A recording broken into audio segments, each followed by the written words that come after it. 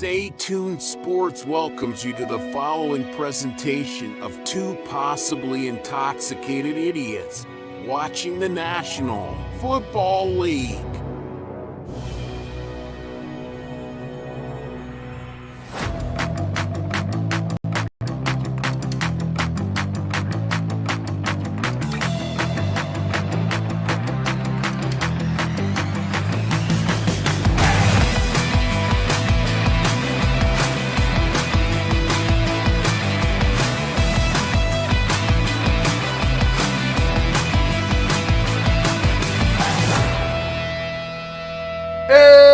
Welcome everybody to Stay Tuned Sports. It's your boy King hanging out with you here on another, I don't know, do we call it a glorious Sunday? I have no idea. I'm hearing this shit, looking at this shit, getting ready to watch this shit with everybody as the Tampa Bay Buccaneers get ready to take on a dumpster fire. That is the New York Football Giants.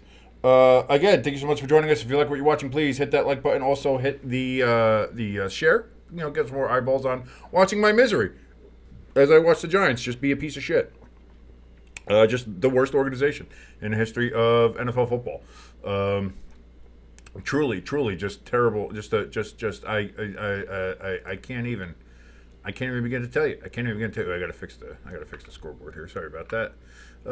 Yeah. Also, by the way, if you're watching and not subscribed to us, please hit that subscribe button. It helps us out tremendously, and I cannot thank you enough for that. As we're getting ready again for this game to begin at MetLife Stadium. And we're just here. We're just doing it. We're just doing it, folks. We're just doing it. We're just gonna sit here. We're just gonna watch it, and we're gonna deal with it together. And you're either gonna make fun of me, or you're gonna, help, words of encouragement as to, not jump off the nearest bridge. Bayonne Bridge is, about a mile and a half that way. Yeah. It's going to be that kind of day, folks. It's going to be. Jimbo was supposed to be joining us. I got a message very late, though, saying that he was not feeling well, didn't sleep well. He's feeling kind of iffy and groggy. I just don't think he wanted to watch the Giants game. If we're going to be honest, can you fucking blame him? I can't. Certainly can't. Who wants to watch this game? I don't want to watch this game. But here we are. We're getting ready to fucking watch this game. Why? Because I hate myself. And I kind of want to die. Kind of want to die watching the Giants. The Giants make me want to die. So that's where we are. The Tampa Bay will be receiving the kickoff here, so we can hopefully get this game over with quickly, and then we can just spend the rest of the time maybe looking at some other games. Maybe I'll pop on the red zone. We'll see what's going on there. But there's the kick, goes in the end zone. That's going to be a dynamic touchback, and we're gonna start. We're gonna start from there. So.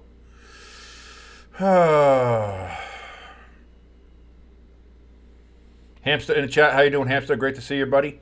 Hope you're doing well. Hope you're ready for a lovely stream of just somebody being the most miserable motherfucker you've ever seen in your life. Because that's what we got going. That is what we got going on right now. Baker Mayfield takes a snap back, looks, throws. That's going to be through the hands of Cock Knocken Otten. Cock Knocker. He drops it there, so 2nd and 10 coming up here for the Tampa Bay Buccaneers. Baker's had 5 games with 3 or more touchdown passes this year. That is first in the NFL. That's what I mean. Baker's had a great year. Tampa Bay's record, unfortunately, doesn't reflect that, being at 4-6. Kind of feels like a little bit of the old Cincinnati Bengals, where Joe Burrow's having a great year, but Bengals just can't win. Same with Baker. Great year. Just can't win. Throws out into the flat. That's going to be caught. Brought all the way up to about the 37.5 yard line, 38. That is Shepard with the reception. 3rd and short now coming up here for the Buccaneers. And we'll see how long the Giants can hold on here.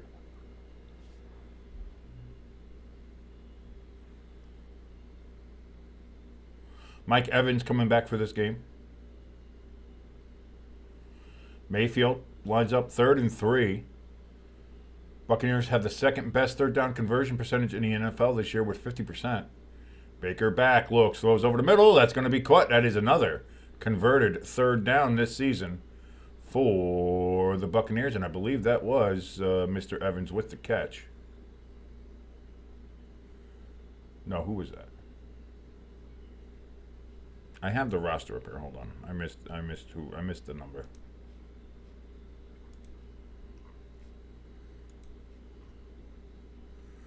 Oh, it was Jalen McMillan that was there. Sorry, with the catch on that third down conversion. Baker, play action, looks, throws. That's going to be caught. That is Mike Evans' first catch since he got injured in that game versus, who was that, the Chiefs? Or the Ravens they played? I can't remember. I think it was the Ravens, yeah.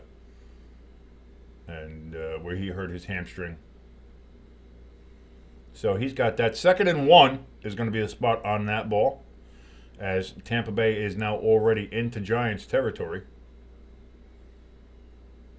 From the 44-yard line of the Giants, pitch here to, who's that, Bucky Irving?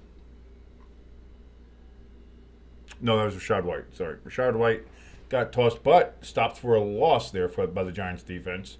Kayvon Thibodeau coming back for the first time in a while after being injured for the Giants. We'll see if he becomes any more visible or if he's still an invisible bust of a draft pick here for the New York Giants.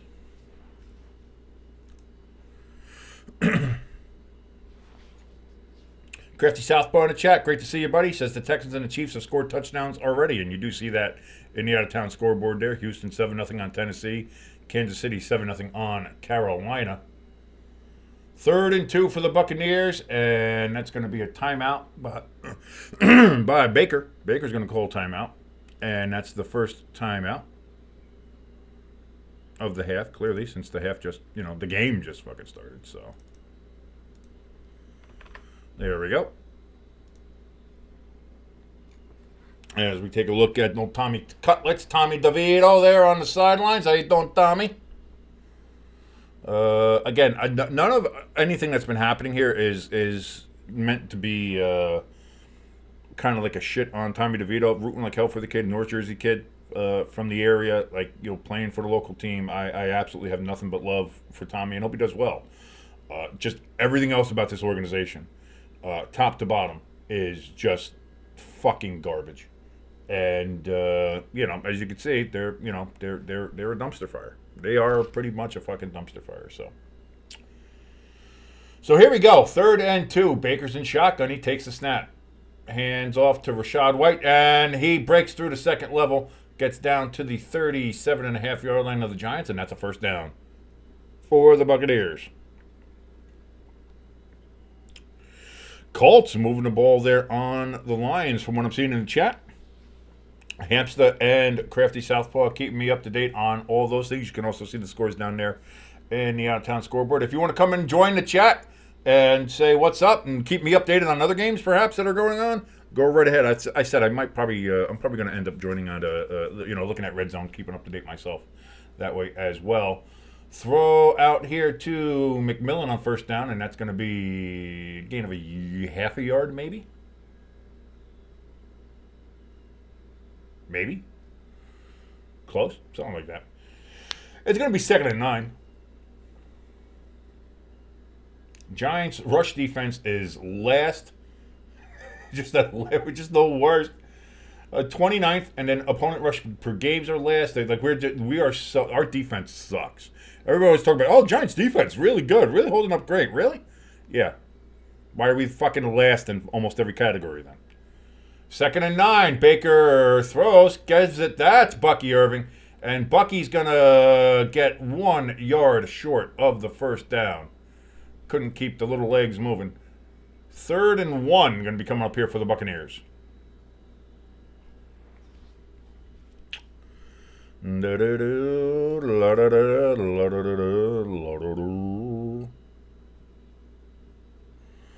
Oh, Anthony Richardson, the oft-injured court. Listen, at this point, if you're the Colts, if he gets injured again, like this, you got to start looking at, listen, the best ability to have in any sport is availability.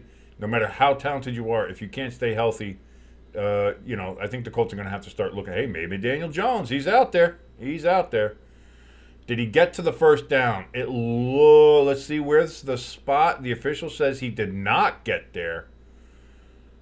About a half a yard short for the Buccaneers. It's going to be 4th and a yard.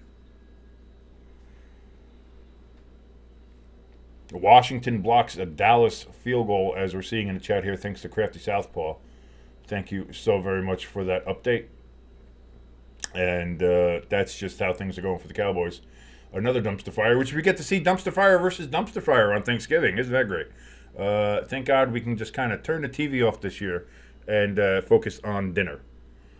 4th and 1. They hand it off, and it's going to be good for a first down. Tucker with the carry for the Buccaneers, and they move the chains again. 1st and 10 as the Giants couldn't stop a wet fucking fart. Oh, and they got it. All right, fuck this. I'm gonna bring up. I gotta bring up red zone here.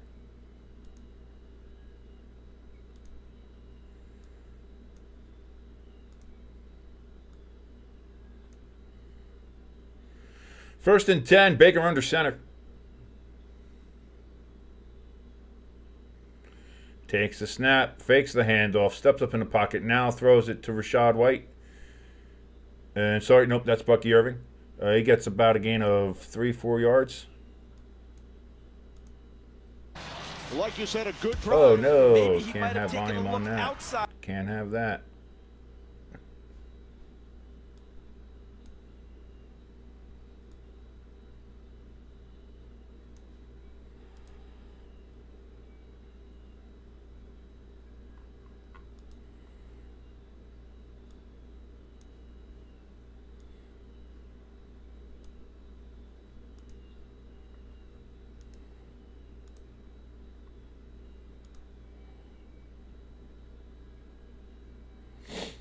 There's another run there. That one is Rachaad White, and that one's going to be good enough for another Buccaneers first down.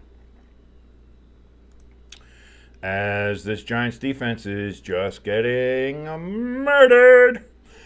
Crafty Southpaw, you're 100% correct. The best way to get families together, especially after these divisive, trying times, we just had an election, a lot of people's feelings are hurt, in families, friends, all those kind of things. The best way to bring people together and make them sit down, talk, and realize that they have so much in common is to put such a fucking terrible football game on Thanksgiving that you have to sit down and you have to talk to your family. So the NFL, bringing people together. Oh, Bucky Irving going to bring it down to the 1 yard line on 1st and 10. It is now 1st and goal, and boy, we're getting ready, baby. We're getting ready for this kind of game. Here we go. Here we go. I wanted Jimbo to watch this game with me. I needed him here to make fun of me, to fuck with me, to be like, fucking the Giants, and just see me lose my shit. But this is why, like, I'm not gonna freak out like I did on the Friday forecast. I'm not like I let it all out. I let everything known that had to be known. Giants suck. Daboll sucks. Our owner sucks. Our general manager sucks. Our players suck. The entire organization, top to bottom, fucking sucks. I mean, let's be honest here. Hand off. Tucker, that's a touchdown for the Buccaneers, and they already have themselves a 6-0 lead. Do the Buccaneers over the New York Giants.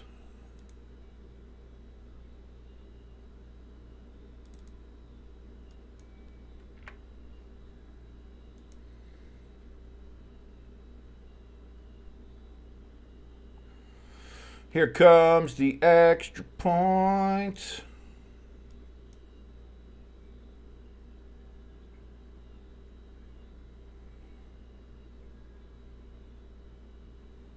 Eventually, I guess the extra point will happen. There's snap, hold, kick up right down the fucking middle. That's good. Buccaneers 7. Dumpster fire over an organization, nothing. And they will be getting the ball next here. Let's see how that fucking works out. Spoiler alert, it won't.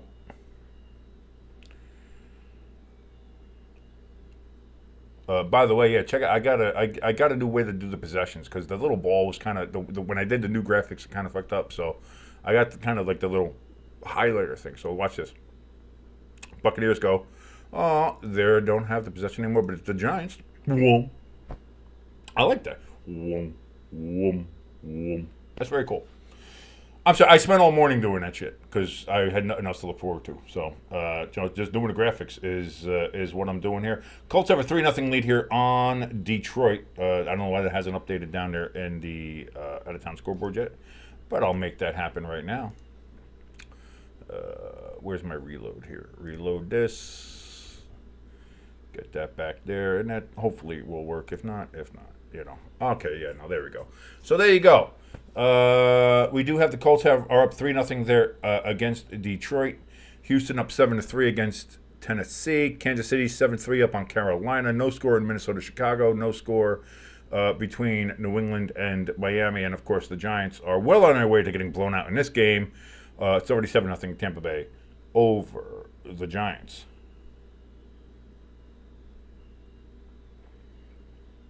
Brian Robinson hurt bad, says Crafty Southpaw here in the chat. Got turned into a pretzel on the tackle. Uh-oh. Uh-oh. That's not something you want to see.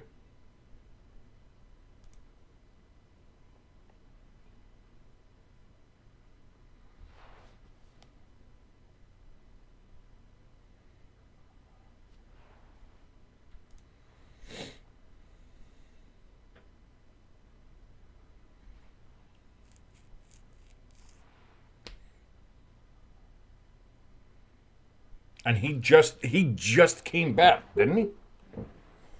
Like, Brian Robinson just came back from injury. And now he's injured again. Oh, boy. Boy. Not great. Not great. You're going to have to lean on Eckler.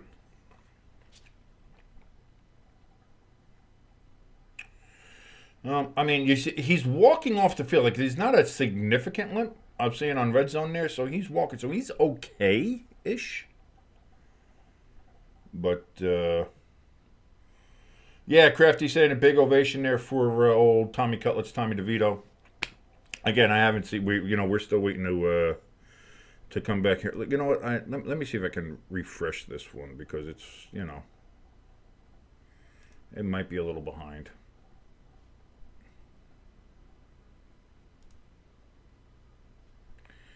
And there comes DeVito onto the field now, as we see.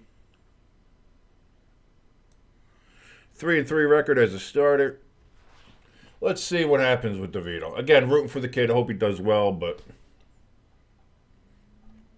all the idiots in the stand doing Italian gesture. Bunch of racists. Bunch of racists in New York. Who would have figured? 1st and 10. DeVito under center. That's going to be a handoff here. Tyrone Tracy, big run. He gets about 16 yards on 1st down. Giants move the ball, move the chains. Let's see if they keep on going with Tracy instead of maybe handing it off to fucking Singletary now for the next bunch.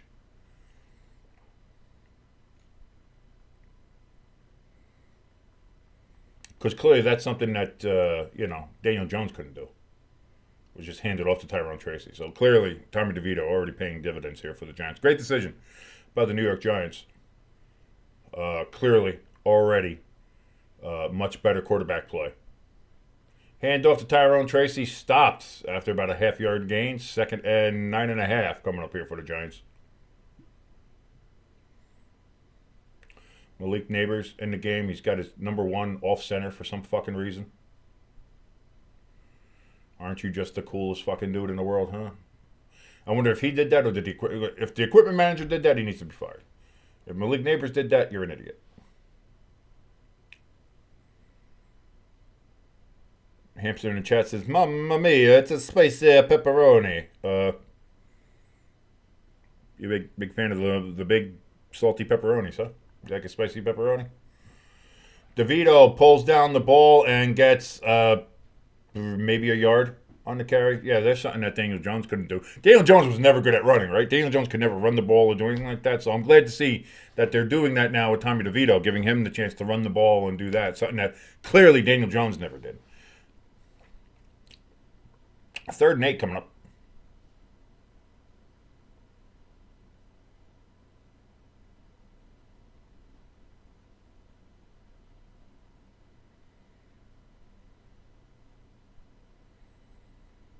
DeVito's in shotgun, by the way. He's got trips over to the right. Takes the snap. Gets rushed and fucking demolished. Oh, dear sweet Lord in heaven. Tommy DeVito just got sawed in fucking half.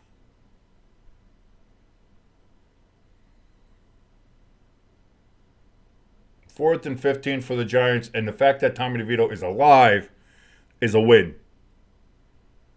Oh my fucking God. Oh, DeVito smacked the back of his head off the MetLife turf, too. I'd imagine you're going to get him checked for a concussion protocol.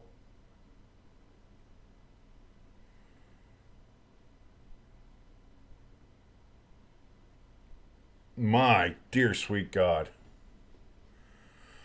Punts away for the Giants. Buccaneers are going to get ready to fucking destroy us again. Crafty Southpaw there in the chat says, Mamma mia, my old line is as soft as a linguine. Well, it depends on how you make the linguine. If you make it al dente, it's usually very nice. To the tooth, as they say. You know, you don't want it too soft. If it's too soft, then, you know, you want it to be, you know, you want to be able to bite into it, but you don't want it mush. You know, you don't want a mushy linguine. You want it nice and you want it soft yet firm, you know, like a young woman's tit. That's, you know what I'm saying, Crafty? Like DeVito, he got sacked so much better than Daniel Jones ever did. So it was, you know, it was a highlight reel sack. You know what I mean? Daniel Jones got sacked. It was like, he got sacked. DeVito gets sacked. What a sack! You know what I'm saying? That was an incredible sack that he took. So again, as we're seeing, benching Daniel Jones and you know, granting him his release, all that, paying big dividends for the Giants right now. You know, because that was the main problem for the Giants, as we all know. Ask any Giants fan, ask anybody on the radio, ask Urinating Tree. Clearly he knows. He was telling everybody as well. You know, Daniel Jones was the problem. That was the one fucking problem the Giants has. Was now that Daniel Jones is gone, oh boy, let me tell you, the Giants fucking skyward. The only way is up, right? Yep. Daniel Jones was the biggest fucking problem.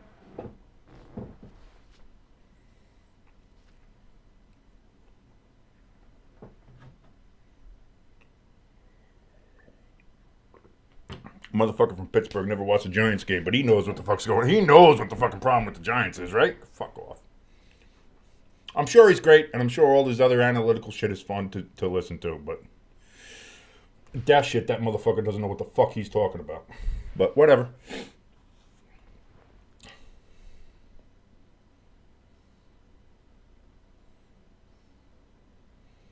Oh, there was a doink there in, was that in Miami? Is that where New England's playing down in Miami? Yeah, they are. There was a doink on the field goal, so they missed that. So still no points in New England-Miami game.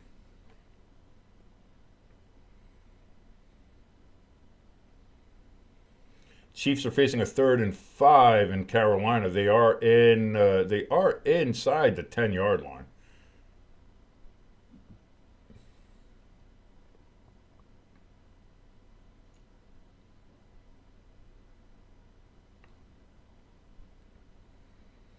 They'd have to get to the 3 for a first down.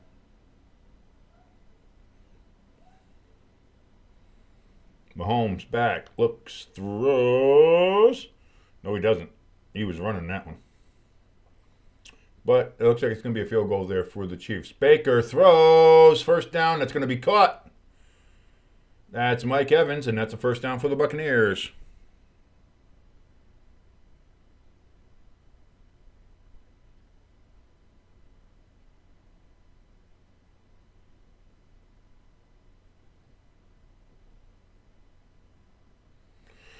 Tampa Bay, 15 offensive play. The Giants, 4, clearly. 65 yards passing for the Buccaneers and -7 for the Giants. And time of possession is already 9 minutes for the Buccaneers, and I think just 2 minutes there for the Giants. So, yes, things are going great. Hand off to, that's Bucky, I believe. That's going to be 4 yards there for the Buccaneers. 2nd and 6 coming up.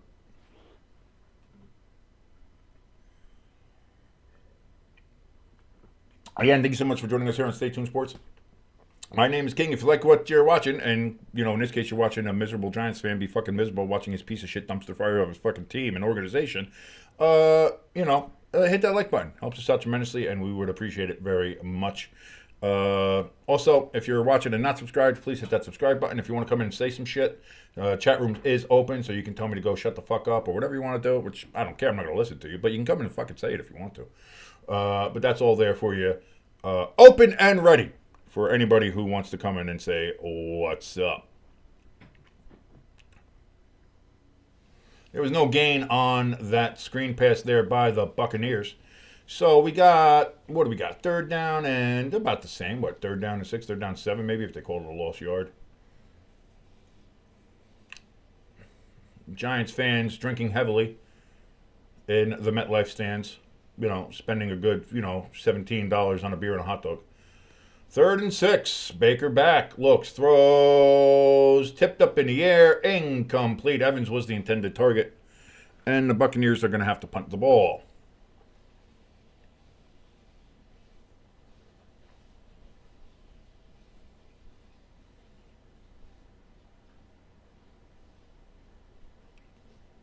So the Giants defense actually is able to get a stop here. Which, if you're the Buccaneers, that's kind of embarrassing.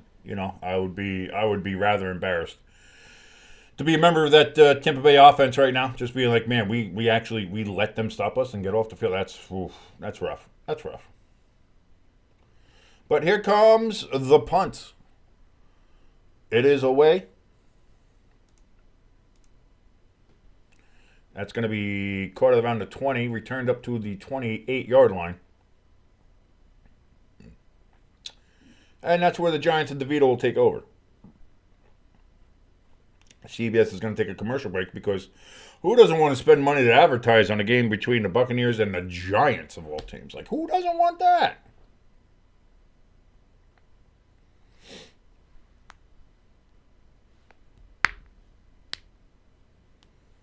Down in Miami, Tua, he throws over the middle. He's got, is that Waddle? Or is that Tyreek? No, it was Tyreek. Okay. I didn't see the number first. So he's got Tyreek there. First down, Miami. They're driving now, looking to get a score in this game. Kansas City, they got a field goal near one, so they're up 10-3. Houston still with a 7-3 lead on Tennessee. Washington has a 3-0 lead on Dallas. Indianapolis still with a 3-0 lead on Detroit. Minnesota and Chicago, no score in that game. No score again also in New England and Miami, although Miami is driving now. And, of course, in this game, as you see, 7-0. The Tampa Bay Buccaneers are beating the depressing, awful, just demonstrably bad New York Giants.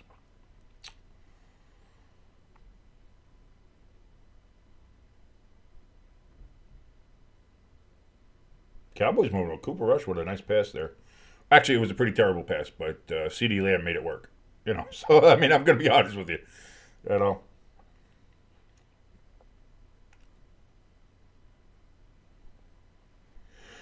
Tua completes a pass for about 8 yards, maybe 9. Oh, sorry for that. Sorry about the bit of the yawning. Oh, let me move that down. There we go.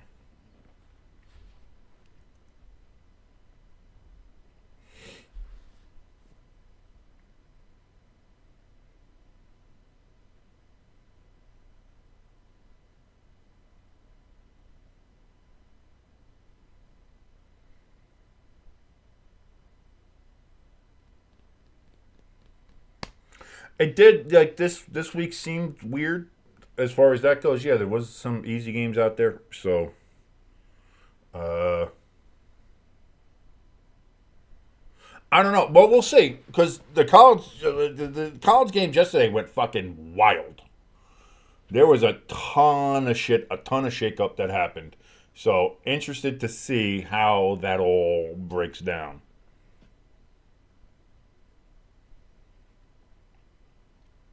Here we go.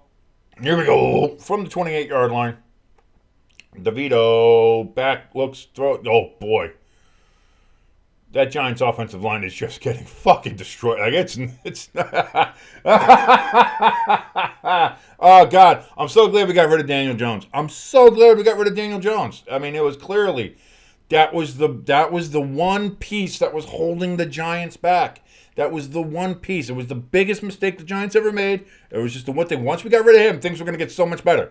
Things are going to get so much better because the organization itself is great, right? The organization is fine. It's just Daniel Jones is the bad one. Daniel Jones was bad. Handoff here. I think is that Tracy or Singletary? All I saw was a 2. I didn't see if it was an 8 or a 9. That's a 9, so that was Tracy. So 3rd down and long coming up here for the Giants. Wow, we've had 2 doinked field goals already today. That's weird. Got a lot of doinks. Today's doink day. Maybe that's it. Maybe it's not an upset day, but maybe just today's a day of doinks. So here we go. 3rd and 6. DeVito and shotgun. Gets rushed again. That's going to be caught by Wan'Dale Robinson, but short, about a yard short. 4th and 1. Why not? The season's over. I can go for it. Who cares? Come on, Dable. Be an asshole. You go for it all the other fucking time on 4th downs. Do it now. You doing it? Are you doing it, you fat fucking Ozepic sucking bastard?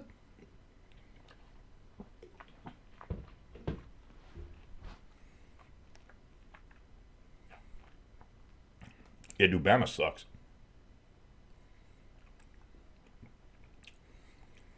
Giants going for it here on 4th and 1 on their own 37-yard line. DeVito takes the snap, hands it off to Malik. Is that Malik Neighbors? No. Ooh, that's close. That's going to be close. Was that Wan'Dale? That's going to be close.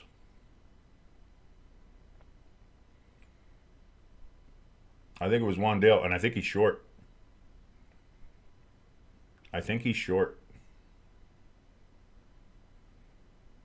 Oh, God. Daniel Jones. I'll tell you what. I'm so glad that he's not on this team anymore. Because, I mean, clearly that's a play that he couldn't make. He wouldn't be able to make that play. And that's that kind of play calling and ingenuity. You know, so the ingenuity there from our head coach who just loves sucking on Ozempic. That's just a great play. And that is short. He's short. First down, Tampa Bay inside the Giants' 40-yard line.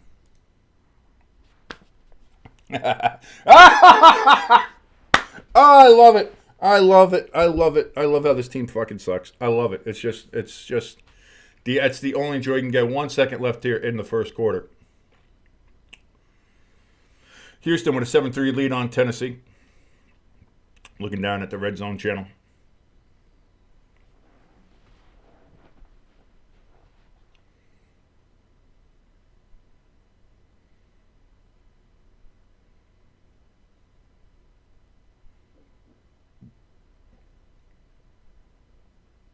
Oh, I see. Something must have happened. Again, the Red Zone, I think, is a little delayed for me, so something must have happened in that Tennessee game where they scored and I didn't see it.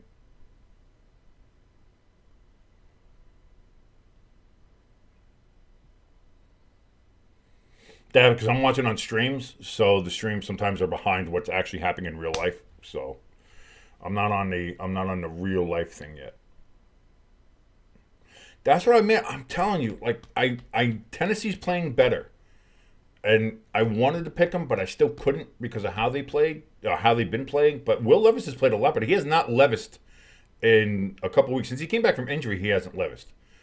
Bucky Irving gets a gain of 3 yards here at the end of the first quarter, and at the end of the first quarter, it is 7-0. The Buccaneers beating the Dumpster Fires by a score of 7-0.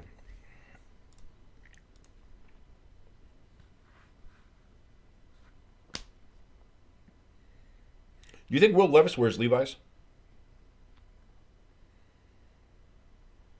A big, giant 50-yard touchdown thrown by Will Levis is what I'm being told here. So that is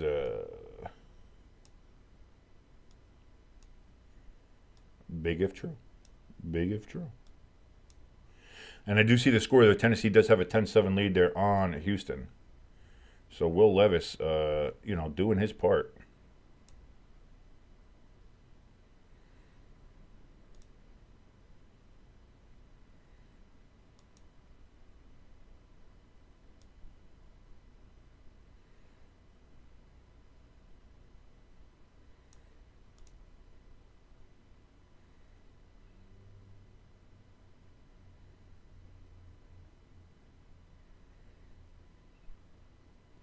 Chicago wearing their sweet, sweet throwbacks there against the Vikings.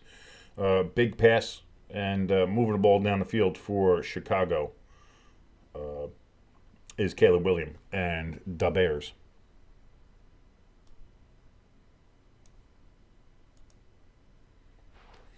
Crafty Southpaw keeping us updated in chat. By the way, if you want to join us in the chat, it's open. If you want to come in, say hi, say hello, say how you doing, just curse me out, tell me I don't know what the fuck I'm talking about, and do whatever. That's fine. Chat's open. I don't really give a shit at this point. Come in and say whatever you want to do.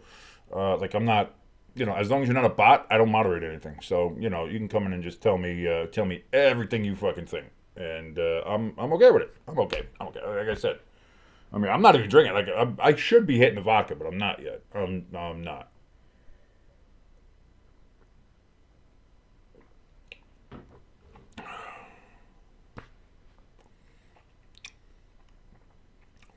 Why throw Tim Boyle in there? Why throw anybody else in there? Let's just listen. The problem never was the quarterback, as much as people want to say it was. The problem was coaching. The problem was the organization. The problem was general manager. The problem was top down. The problem.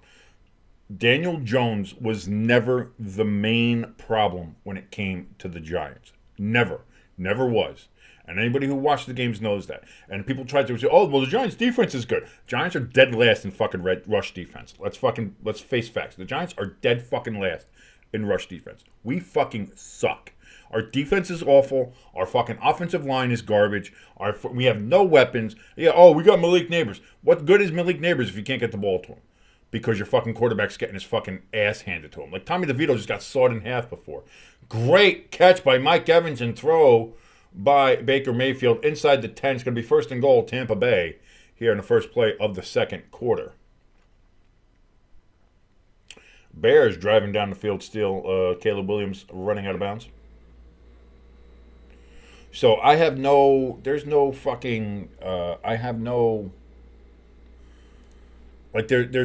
reason. There's no reason. Like, the Giants need a fucking enema. Everybody in that fucking organization needs to be flushed the fuck out. And it needs to start over. It won't happen. Mara won't do it. He's a fucking moron. The fucking entire Giants organization is a fucking dumpster fire. But yeah, no, let's all fucking say it was Daniel Jones' fault. Like fucking Tree did. Oh, there was something to the contrary because Saquon dragged him and had a great... He rode his coattails into the playoff win against Minnesota. That shows me that he didn't watch any of those fucking games. Because you watch those games, you saw Daniel Jones had his best season. He played himself into that contract. And that Minnesota game, he maybe played the best game he had in the NFL. But yeah, no, he rode fucking Saquon's coattails. What a fucking moronic fucking thing to say. The dumbest tweet I've seen that man post. Bucky Irving there on 2nd and goal gets it down to the half-yard line. It's going to be 3rd and goal coming up here for the Buccaneers. Crafty Southpaw says Caleb's dropping some dimes, and yes, he is. He is moving those Bears down the field. They are in a goal-to-goal situation now. 3rd and 1. Don't know if they made it in or not. We'll see.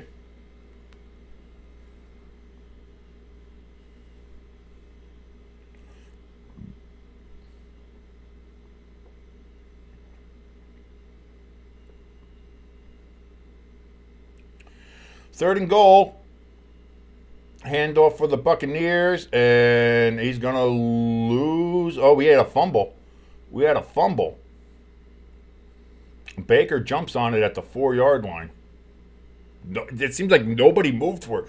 Baker was the only person who saw it on the ground.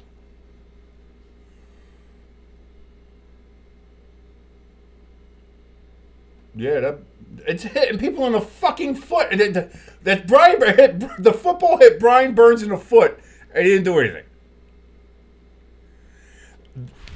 The Giants. God, you know what? I'm so glad we got rid of Daniel Jones because if he was there, a Giant would have let the ball hit his foot and not gone and picked it up at all. I'm glad that's why we got rid of Daniel Jones. I'm glad that helped out. 4th and goal. Buccaneers going to go for the field goal here. It is up and it is good. So it is now 10-0. Tampa Bay over the dumpster fires.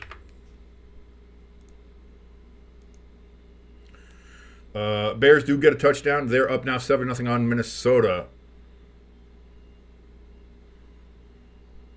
Commanders and Siebert, they miss a field goal. Still only 3-0 Commanders in that game versus the Cowboys.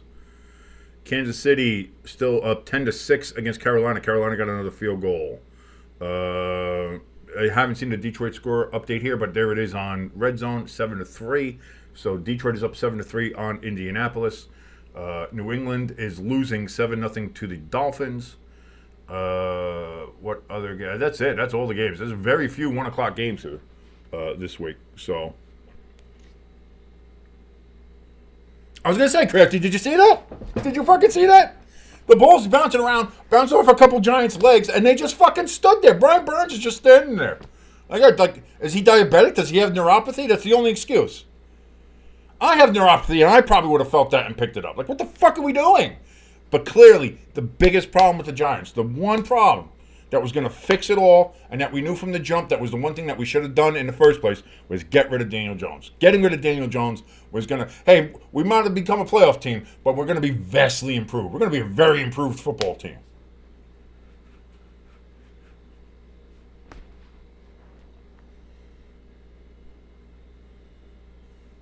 After all Daniel Jones did was fucking ride Saquon's coattails, right? Right, urinating tree? Right? That's all he did. Especially in 2022. In 2022, that's all he did. He didn't put up any great numbers. He didn't have a great career game against Minnesota. He just rode Saquon's coattails that entire year, right? Yeah.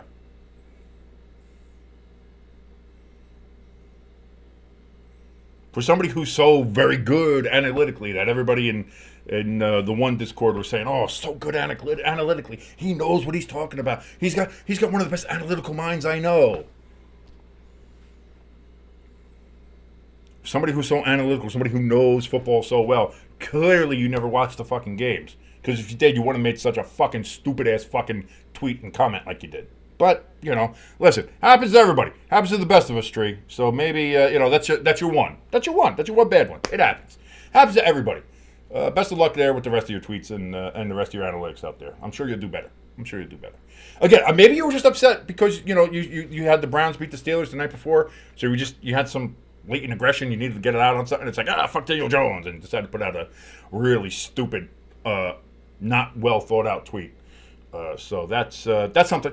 It could be, and that could be. You know what I mean? So it could be any number of things. But I'm glad that I'm glad, and I'm hoping that's certainly the only bad tweet and bad take you have in your career, in your life that you do. I'm sure you'll do fine. Kid in a Buccaneers helmet.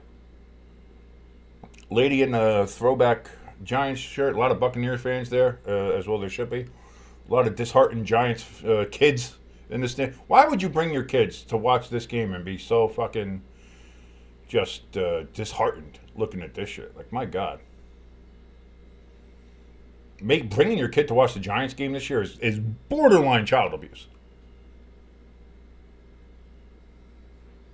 1st and 10, Tommy DeVito and shotgun. Oh, yeah, let me change the possession.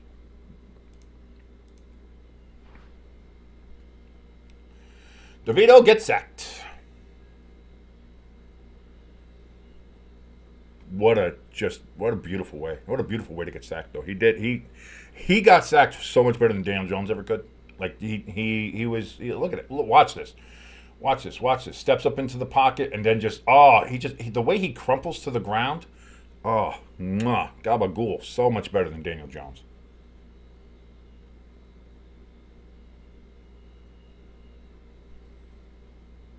Tampa Bay's got 23 offensive plays. The Giants have 9. Tampa Bay has 122 total yards. The Giants have 4 DeVito back, throws, screen pass here. That's going to be caught in a gain of 4 yards here for the Giants.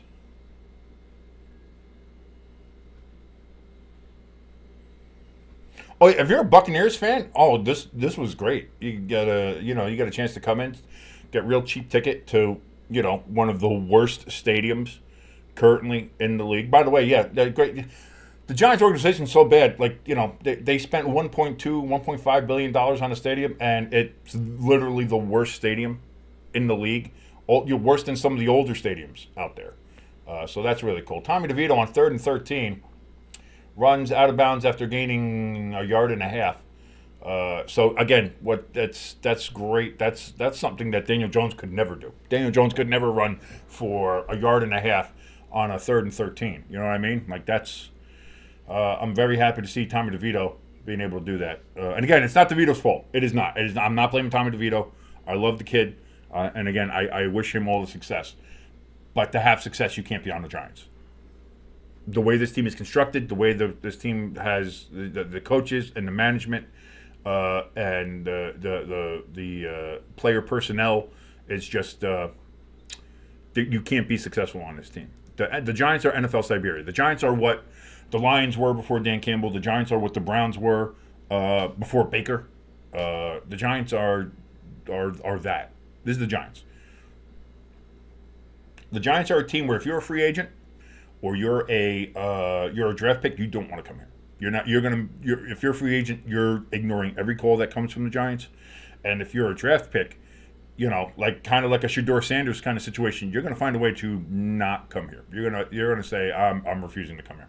I'll just stay. I will stay. I'll either stay in college. I won't get an agent and I'll stay in college, or I'll just sit out and I'll make you eat the fucking contract. I don't care. Like that's how bad the Giants are. We are NFL Siberia. Giants are NFL Siberia right now.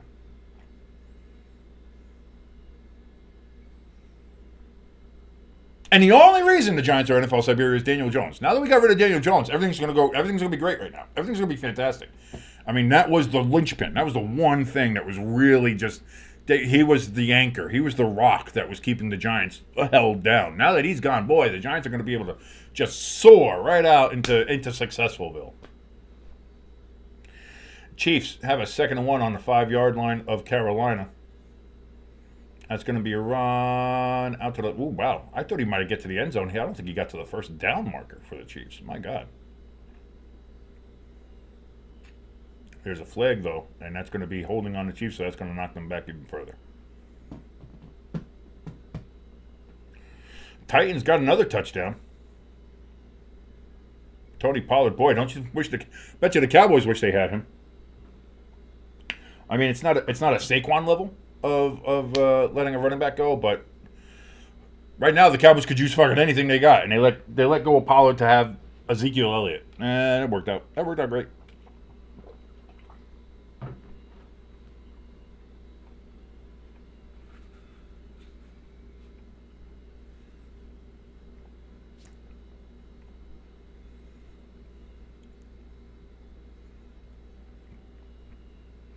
So now 2nd and 11 for the Chiefs.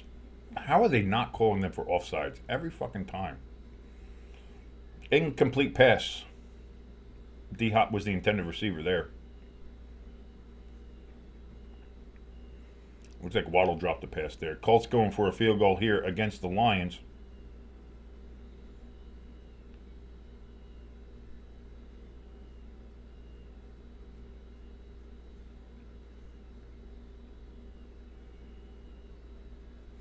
Baker, 1st and 10.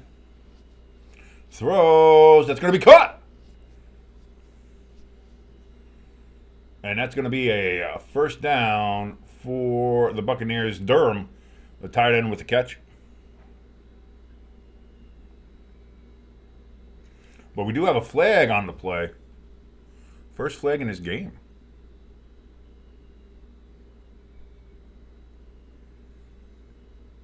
Not sure what the flag was.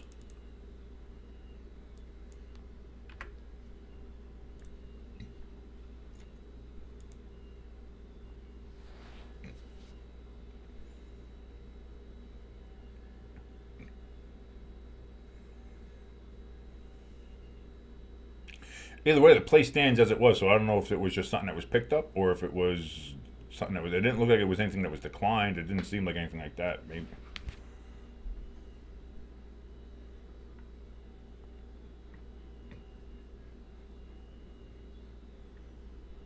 And made another announcement, but again, I can't have the sound on, so I have no idea.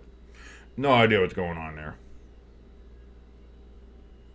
Well, this is the one thing, Hamster. The Giants are, see, this is the thing. Giants fans were worried, like, oh, I hope the Giants don't fuck up their draft order by getting rid of Daniel Jones and putting in Tommy DeVito, because clearly Tommy DeVito's going to win games for the Giants.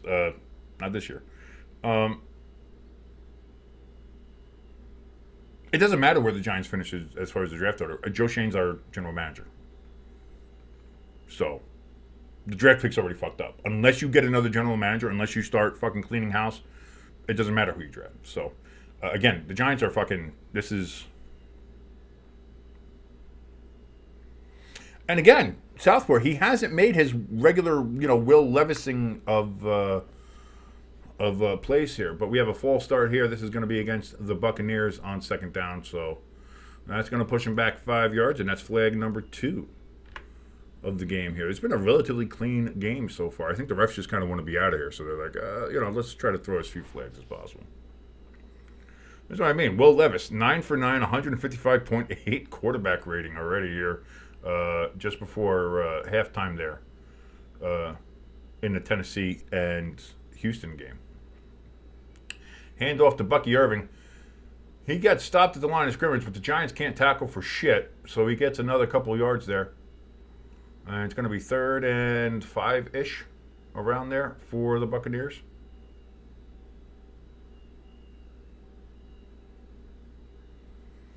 Kansas City can't catch a break with these fucking penalties.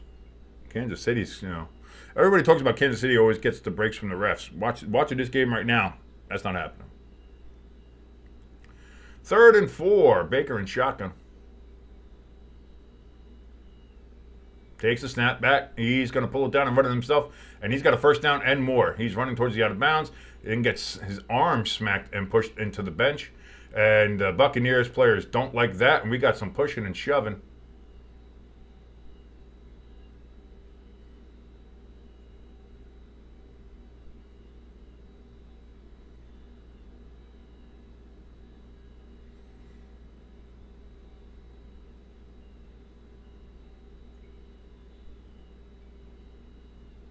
It was a bitch move by the Giants player. That's what it was. He realizes he's on the Giants, and he's just being a bitch.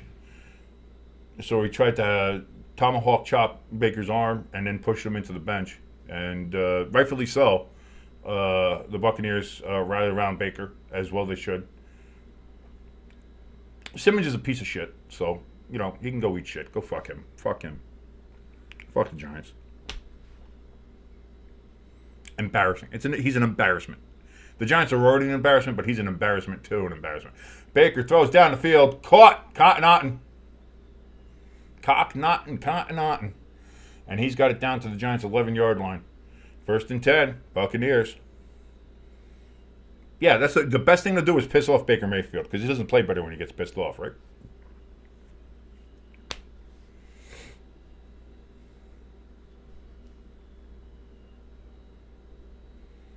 Chiefs going for a field goal here down at their game in Carolina and looking to make it 13-6. Snap, hold, kick, up, and it's good, and they do so. Buccaneers have 11 first down. The Giants have 11 total fucking plays. Just goes to show you. Baker gets the playoff. Throwing caught by Mike Evans. Gets it down to the 6-yard line. 2nd down and 5. As the Buccaneers can get a first down without getting a touchdown. Love saying that. It's like in wrestling when they say the apron is the hardest part of the ring.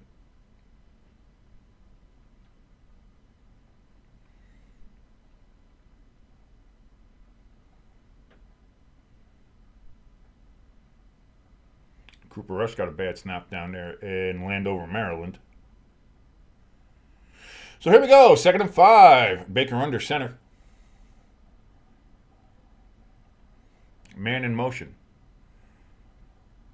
Hands it off to Bucky Irving. That's a touchdown, Buccaneers. As easy as cutting a cake.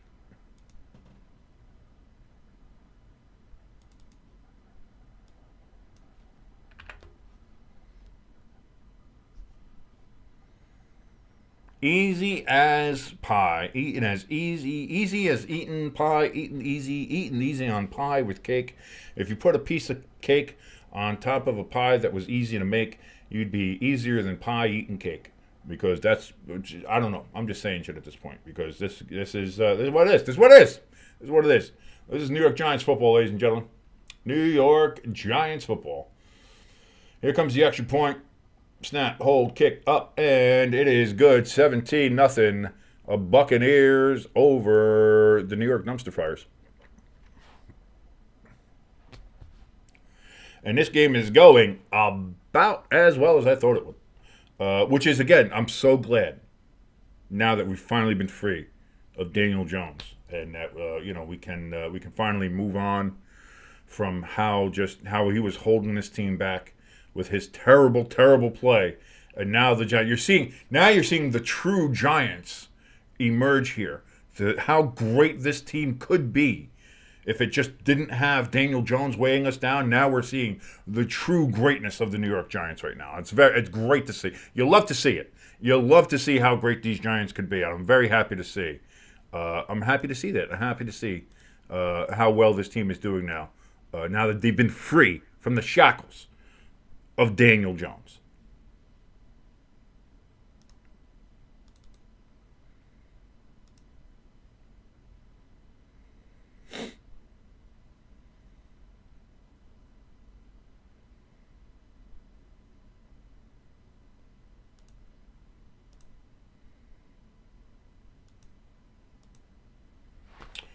Look at the game in Chicago with the Bears wearing their beautiful throwback uniforms. Ooh, it does look like his foot's out. Just out. Crafty Southpaw? Crafty Southpaw. Sorry, I turned into Sean Connery saying your name, Crafty. I'm sorry about that. He says the fans should sign Daniel Jones. They're a good team when Tua is healthy, and they just need a decent backup for when he's not. Apparently, there's a couple teams out there. The Niners have said they're interested, which would be, if I was Daniel Jones, that's where I would want to go. Just a better quarterback room, I know the Niners are struggling. Brock Purdy, he's out today with the shoulder. We don't know how long he's going to be out with the shoulder. Maybe that's something you could do. Minnesota has shown interest. Detroit has shown interest. There's been a couple teams around, and some playoff teams, that Daniel Jones says he would, if he was going to go somewhere, he'd like to be on a playoff team. That have shown interest in getting him. So I'm interested to see, where he ends up. I think he's good. Once he clears waivers on Monday, I think Monday he clears. Then it's going to be interesting. I think there's going to be some people there to pick him up. Lions get themselves a touchdown, David Montgomery, and they are going to go up now by a score of. Ooh, was he down? No. That's good. That's a good touchdown. I think it is anyway.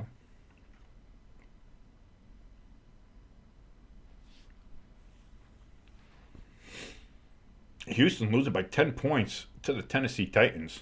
Houston kind of hitting a wall here lately. Touchback here for the Giants. They'll start at the 30-yard line. Not that it fucking matters.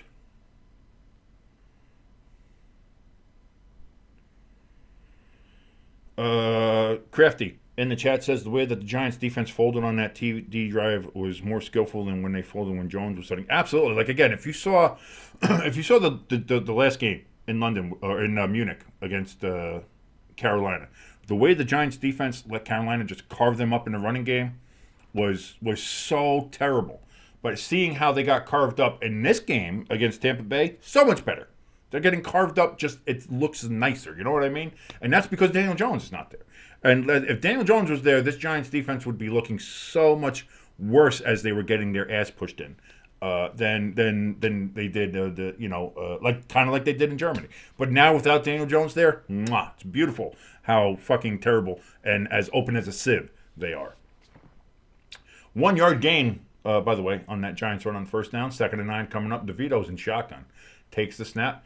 That's going to be another handoff here to Tyrone Tracy, who gets 8 yards. Short of the first down, so it's going to be 3rd and 1. Tyrone Tracy does the first down kind of dance thing, but it's 3rd and 1, Tyrone, so that doesn't work. I agree, Crafty. I agree with that. It depends on how Brandon Allen plays today. It depends on how hurt Brock is, if he's going to miss another week. Or not, and again, if Brandon Allen looks that bad today, maybe they sign Daniel Jones as that emergency stopgap, and to see, if you have that, and then you see, Bears went for the field goal after the touchdown was called back because it was out and it was blocked Hamster letting us know that in chat. Which, by the way, chat's open if you want to come in and say what's up. If you want to curse me out and call me all kinds of fucking names, you absolutely can. It's open for that. Like I said, the only thing we block here are bots. So whatever you want to say or do, you can. Touchdown Texans. I did see that. Nico Collins does a little bit of Lambeau leap there in Houston. So they did give the Giants the first down, apparently, after the expedited review. DeVito back, looks, throws over the middle. It's going to be caught. Wow, Giants got a big play. Wow, look at that. Oh, Daniel Jones could never do that. Daniel Jones never had a big play. Never threw for, more than he could only throw for like -3 yards, and that was all Daniel Jones was ever good for, right? Yeah. So that's good to see. Giants got a positive play out here, which is really fantastic. And Tommy DeVito, he doesn't have Saquon's coattails to ride on like Daniel Jones did, according to Urinating Tree. So it's good to see him standing on his own and doing his own thing. Way to go, DeVito. Handoff here to Singletary, and that's going to be a gain of a yard. Well, they're going to give him 2 on the spot there. Mr. Official's giving him 2 yards. So 2nd and 8 coming up now for the Giants. Hamster, because I've had lengthy arguments with you over what is or what isn't colors. So if you are a bot, it's your AI is scary for being able to do that. But you're not a bot. You're not a bot. We know you. You're not a bot. You're a good boy. It's going to be that kind of day. I'm already loopy.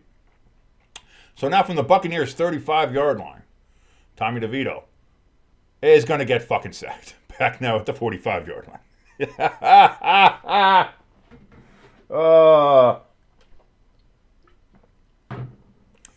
Yeah, there we go. There's the Giants football we all know and love.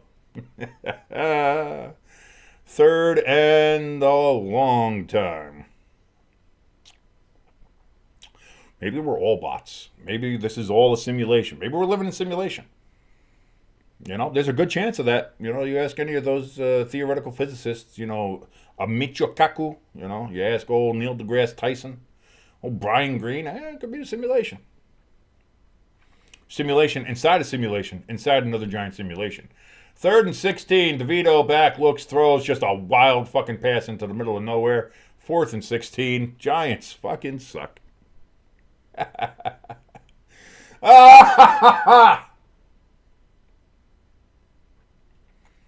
And the Giants are going to punt. What else are we going to do? I'm so glad that we don't have Daniel Jones just weighing this team down anymore, Just so glad.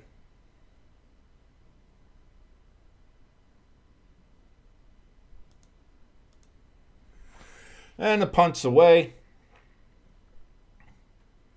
And that's going to be fair caught there at the 14-yard line, and that's where the Buccaneers will go ahead and start.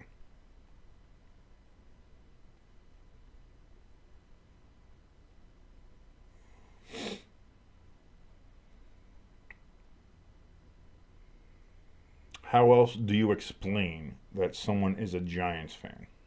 Because I'm a bot. And so the only way to be a Giants fan is if you're a bot. I get it. No, just not a bot. Because if this is a simulation, then this is like this is just a cruel program to be playing, man. Like if this is a simulation and this is what you're doing, if this is how you're running it, this is like doing the like a genocide run on a game. Like this is just, what are we doing? What are we doing?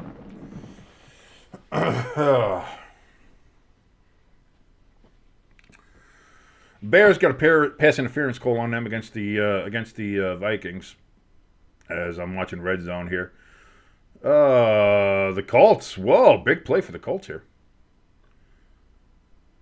They get it down to the 50-yard line. They're at the 2-minute warning. They're looking to maybe tie it up with the Lions. They're down 8 points, 14-6 there in Indianapolis.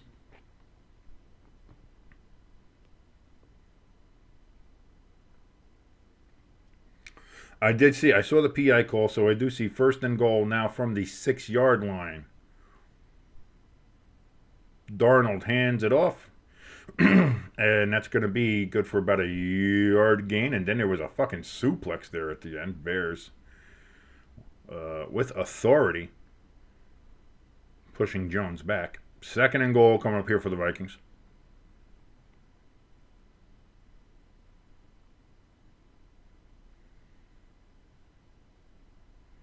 Hamster says, I'm going to buy me a robot wife that I can just turn off if she gets on my nerves. That's...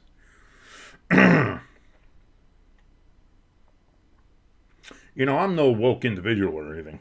But that's I mean, that's a statement. That's a touchdown for the Vikings. The Vikings get the touchdown, and they're going to be up on the Bears 14-7 if they get the extra point, which, of course, you assume they will. But, you know, in this league, you never assume anything. They did get the extra point, though. Did they? Not yet? I don't know. I didn't see.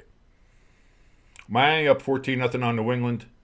Any other scores to update here? We already talked about Houston and Tennessee, 17-14. Tennessee leading Houston. Kansas City up 13-6 on Carolina. Yet all the scores are just about the same. So Baker and shotgun, 2:56 remaining here in the second quarter.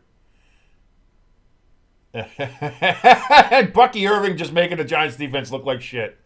And the Giants had him back for maybe a 2 or 3 yard gain. Instead, he brings it out to midfield from the 14-yard line.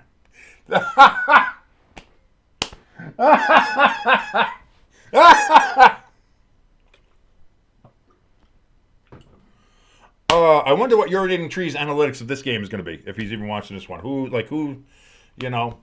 Is this one, who's now bad or who's wrong on this one? Or what do we got? Yeah, you can't blame Daniel Jones on this one now, so.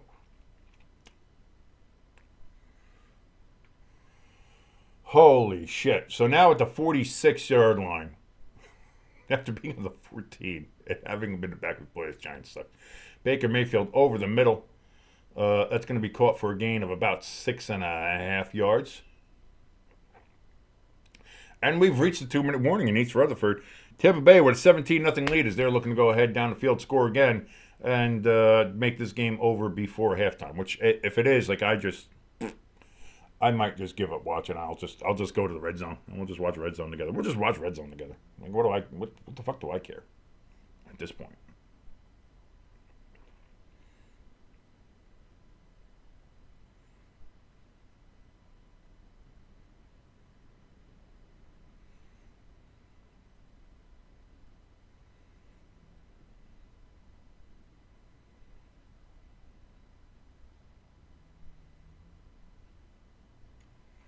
Cowboys. Is that punt blocked? Looks like it might. Yeah, they're the tip on the punt. The Cowboys punt. Washington's going to get it at their own 44-yard line. Or at the Cowboys' 44-yard line. So that's where Washington will take control. 6:15 left in the second quarter there.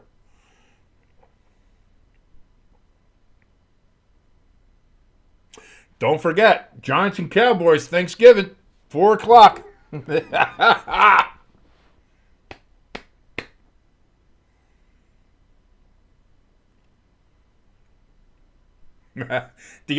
the thing, and this is what I was talking about before on the Friday forecast, and I've been trying to say it before too. Like, Jerry Jones he's a man of marketing. He knows how to market something. And listen, Jerry Jones knows that right now his Thanksgiving game is going to have no eyeballs on it. Nobody wants to go to that game. Nobody wants to do anything. You want to make that game unmissable for everybody? You pick up Daniel Jones. You pick up Daniel Jones and have him immediately face the New York Giants. Who's not turning into that game? Just to see. Just to see.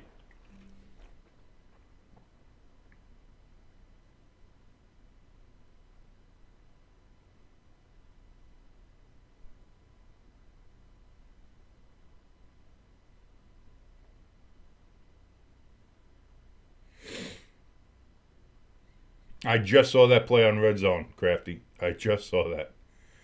Boy, was it Washington for a team that was on the rise, that was doing very well. All of a sudden, these last couple games, They are not doing. You can't be playing this way against the Cowboys. You can't do it.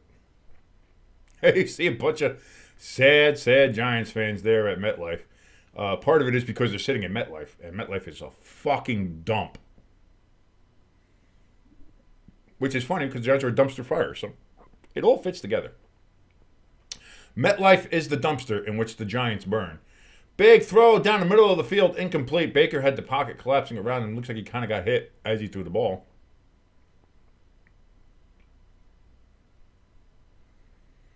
Texans get a turnover against the Titans, and they're going to be set up in scoring position relatively close there. As we see a young little Giants fan about to get his heart broken. Tampa Bay has 199 passing yards. The Giants have 10. Because clearly Daniel Jones was the problem. Baker Mayfield back, looks, throws, complete. First down at the Giants' 29-yard line.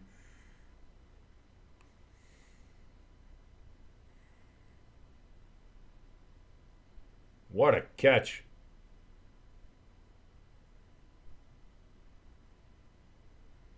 Palmer was the receiver. Giants.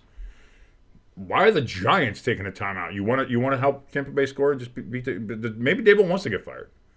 Maybe that's it. Maybe Daboll's trying to get fired. That makes sense. If I was Daboll, I wouldn't want to coach for the Giants either. You see the writing on the wall with this organization. This place fucking sucks.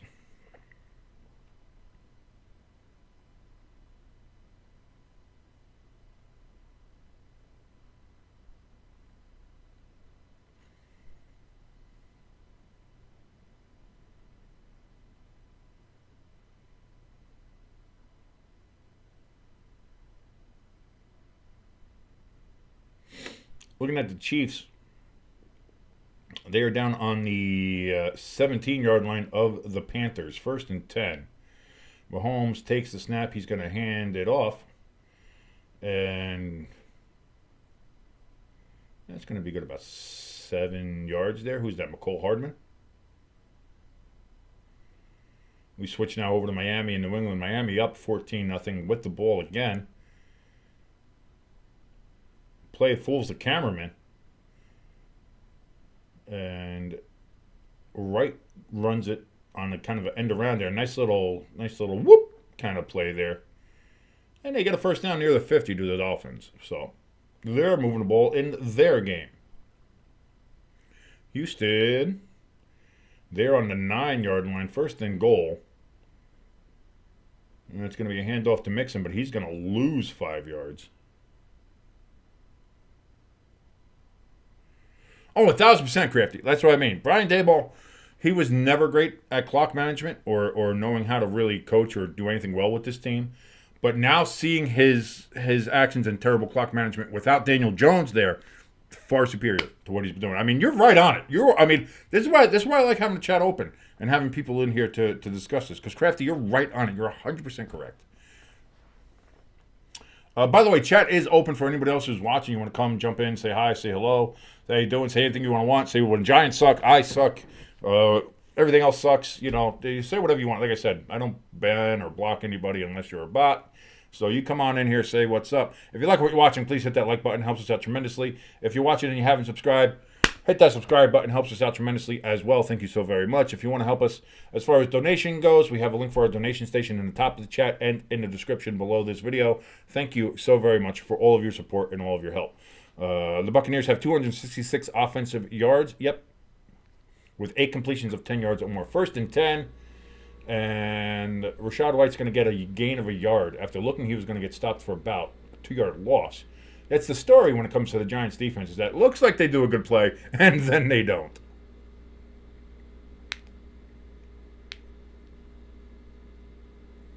So let's see here. 2nd and 9 now for the Buccaneers. What are they going to do?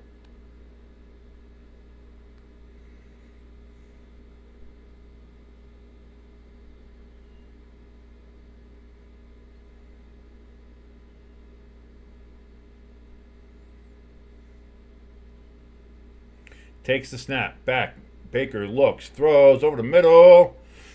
That's going to be caught, but only good for about a 3-yard gain. That was Shepard. Sterling Shepard got that. Down to a minute remaining. And the Giants take a timeout again. So now the Giants only have 1 timeout remaining, as they're trying to help the Buccaneers retain some time on the clock here so that they can get a play and get a touchdown here against the Giants, which is very, when you think about it, that's a great coaching move for Brian Daboll for the Buccaneers. Like, he's really trying to help out his buddy there. They're on the Buccaneers sideline. They're trying to help out Baker as well. So good. I mean, that's good guy Brian. Really, when you think about it, that's a good guy Brian, and we appreciate that, Brian. Thank you.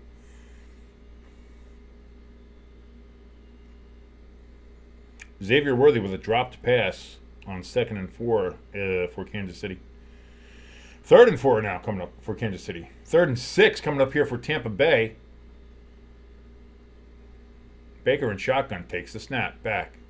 Looking to throw, escapes the pressure from the Giants. Throws, ball is tipped at the line, incomplete, but we have a flag. And this is probably going to be illegal contact or holding on the New York Giants. It doesn't matter if it's tipped, if it's holding.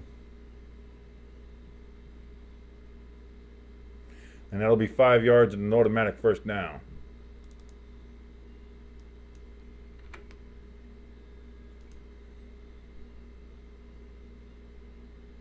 Kansas City Chiefs get a touchdown. Illegal contact on the Giants. 5-yard penalty. And an automatic first down as Baker does the first down mark.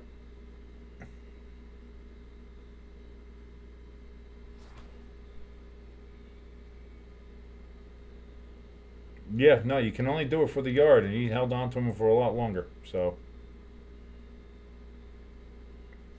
54 seconds left. 1st and 10 for the Buccaneers.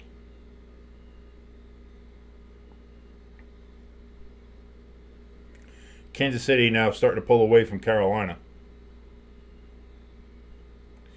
Baker now from the 20-yard line throws it to Rachaad White out of the backfield. Giants had him in the backfield. They can't stop him, though, as he's going to get a first down at the 10-yard line. It'll be 1st and goal for the Buccaneers. They have 2 timeouts left. Clock is ticking, though.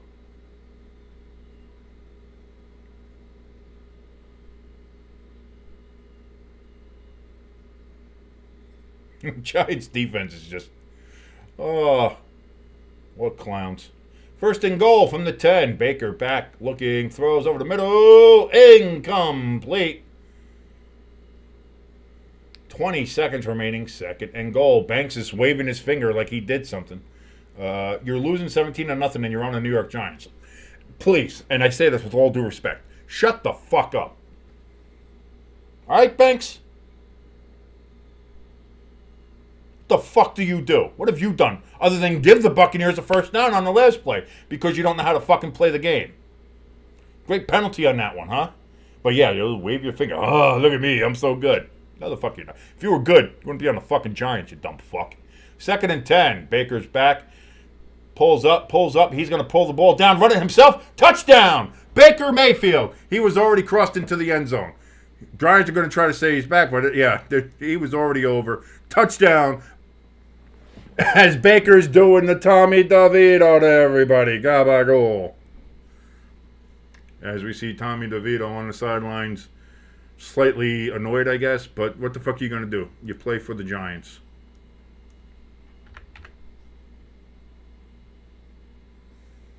Great play by Baker as he jumped over everybody. Had the ball still in his possession when he crossed the goal line. That is indeed a touchdown.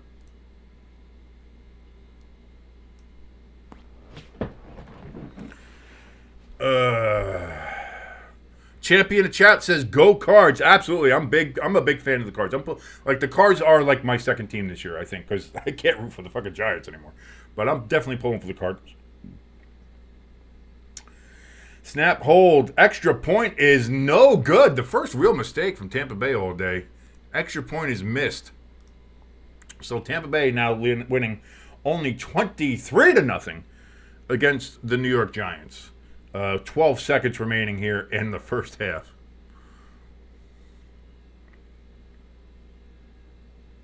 Great to see you in the chat, Champy. Thanks so much for joining us here.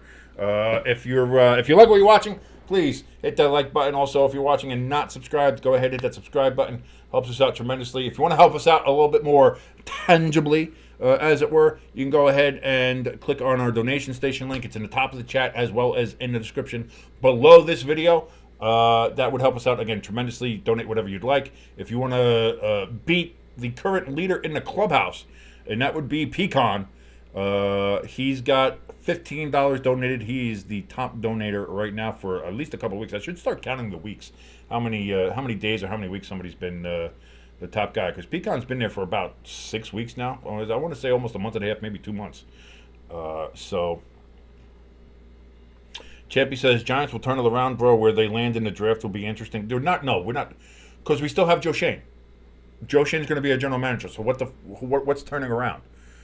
He can't draft for shit, and we're going to get better in a draft with a guy who can't draft? No. The Giants organization is terrible top to bottom. We are NFL Siberia. No free agent wants to come here, and and if we draft somebody, nobody wants to come here. So there's no, until you purge this entire organization, top to bottom, general manager on down. I wish you could purge the owner, but you can't. But so Shane, assistant GMs, our scouts are fucking terrible. Get rid of all the scouts, all the coaches, get rid of a lot of these fucking players, and basically start over. Until that happens, this is a dumpster fire of an organization, and we're going to be bad for the foreseeable future. And by foreseeable future, I'm talking decades. I'm not talking, 3 to 5 years, and maybe we'll turn it around. This Giants team is going to be bad for at least another 10 years. At least another decade of a poverty franchise are the Giants going to be. I don't know where Pecan's been, to tell you the truth. He bounces in here every now and then, you see him. But I haven't seen him in a while. But he does bounce in every now and then. Yes, the Buccaneers still have a chance to win the division, especially with how bad and iffy the Falcons have been. No offense, Hamster, but let's be honest. The inconsistency of the Falcons has left the door open for the Buccaneers. The Buccaneers have to have one more win than the Falcons, because the Falcons won both games against them, so they have the tiebreaker. So they have to at least finish one game better than the Falcons do. But if they do that, they can still do it. ELS! What's up, brother? Great to see you here in the chat as we've reached halftime. The big HVAC, the dumpster that does hold the dumpster fire that is the New York Giants, MetLife Stadium. 23-0 Tampa Bay over the New York Giants. Drake May might have had a fumble, but it was ruled an incomplete pass. Thank you, Crafty Southpaw, for that update. Hamster says, "Hush your mouth." Listen, man, I'm sorry. I just speak in truth here. You know, I speak truth about my Giants. I speak truth about your Falcons. Very inconsistent. You're very inconsistent. And by inconsistent, I mean you got your ass blown out by the Broncos last week. So, it's a little much. We're a dumpster fire, realize. I don't know if you saw the Friday forecast. I don't know if you saw that wonderful piece of cinema. But I let myself know. I'll let myself be known. I don't know if I have the heart to do it again. Literally, I think if I do it again, I'll probably have a heart attack and fucking die. And I'll be damned if the Giants are what's going to put me in the fucking ground. But, yeah. That's where we are, buddy.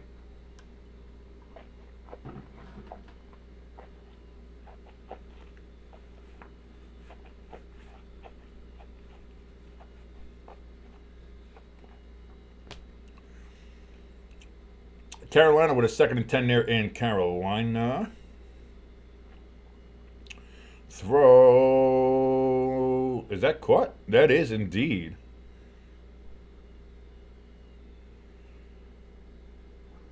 Carolina trying to move the ball here. Miles Sanders got tackled, landed right on the top of his dome. That looks like that could be a compressed neck there. Ouch. Ouch. That's definitely that's at least a fucking stinger. Ook. Oh.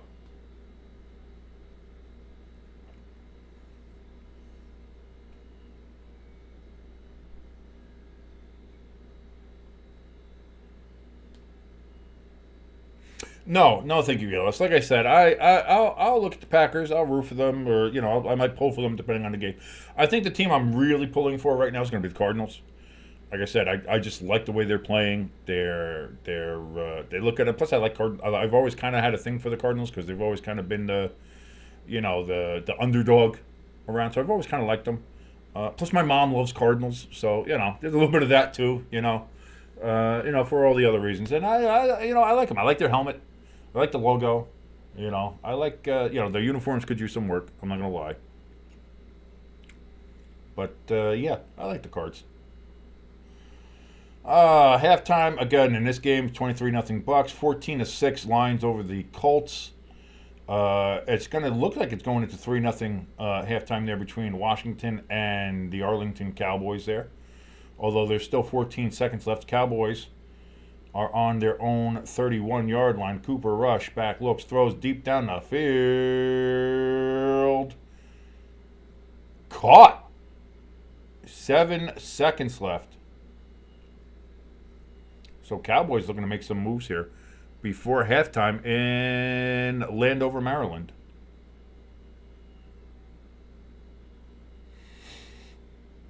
Titans and Texans tied up 17-17 after Tennessee had a very big lead against Houston. So Houston trying to make a big comeback here against Tennessee. As we saw, Will Levis has been sacked 5 times.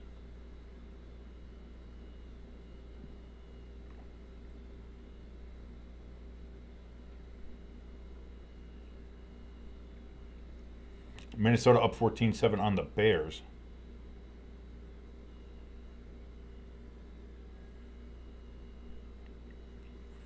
Dallas going for the field goal right now.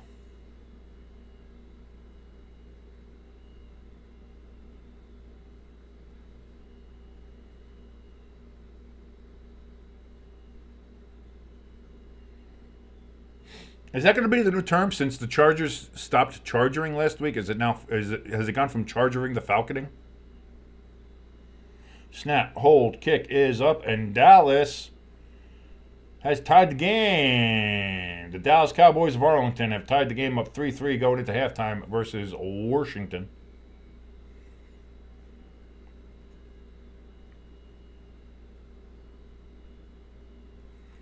ELS saying he's just waiting for the 49ers-Packers game. Listen, if you don't win against this 49ers team with everybody out, everybody injured, I don't know what to tell you, ELS. Like, this is a game that you're at home against a banged-up team that's got everybody out. You don't have to worry about Nick Bosa, sacking Love and doing a Trump dance over his face. And you don't have to worry about Brock Purdy doing Brock Purdy things. So, if you guys don't win this game, I don't know what to tell you. Right, it might start to be panic time there in Green Bay. You think it's gone from charging to bungling? So the Bungles back, the Cincinnati Bungles. But here's the thing: the Bungles were bad. The Bengals with Burrow's not bad. He's putting up MVP type numbers. It's their defense is kind of always putting them in a fucking hole. Rams Eagles might be good. Eagles might be good, or the Eagles might blow them the fuck out. I have no idea. Jimbo's going to bring you that game. I don't know if I'm going to be around for that game. Jimbo will be here to bring you that game, though. He'll do it live for you. I don't know if I'm going to be able to be here for that game, so I'll let you know. ELS says he sees the 49ers game plan, which is Christian McCaffrey. That's it. And that's probably what it's going to be. Christian McCaffrey. Hand it off to Christian McCaffrey. Maybe occasionally try to get a pass off to Ricky Pearsall, somebody like that. But for the most part, I don't disagree with you. God. Watching the Giants makes my muscles sore. Champy says he's picking a Rams upset. It wouldn't be... Listen, it's not out of the realm of possibility. The Rams haven't played well in their last couple games, but they're at home. They have the talent. They're good enough to do so. And if Nick Sirianni does Nick Sirianni shit, that could fuck with the Eagles. Now, again, he's held off on being Nick Sirianni the last couple weeks, which is why I think the Eagles have looked better. And I think that's the key. As long as Nick Sirianni stays out of the fucking way, the Eagles are good.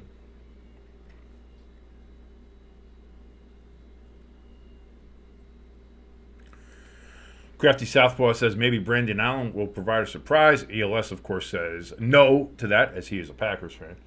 But like we were discussing before, I think how the 49ers and Brandon Allen play today might dictate if they pick up Daniel Jones on Monday.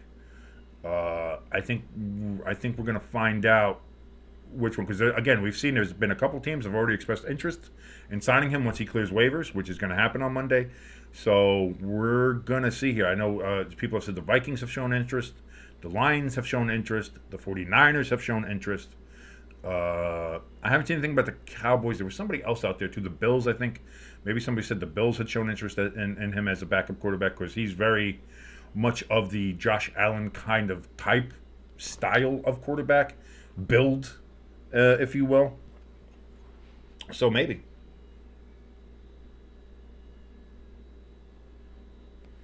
Champy likes Crafty's name as he's a bit of a southpaw himself. So lefties in the chat uniting here. That's what we do here at Stay Tuned Sports. We unite people. Like on Thanksgiving. Like how the Giants and Cowboys are going to unite families because nobody's going to want to watch the game. So people are actually going to have to sit down at the table and talk with each other and talk with your family members and know what's going on. That's what we do here. We're uniters. Crafty Southpaw in the chat says Sirianni wanted to give his kid a break from being used as a human shield at press conferences. That's good. That's good.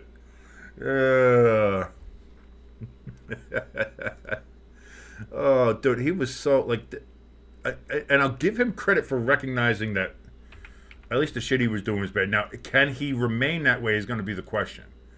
Like, can he remain knowing, like, hey, don't fuck shit up, Nick. Like, don't do that.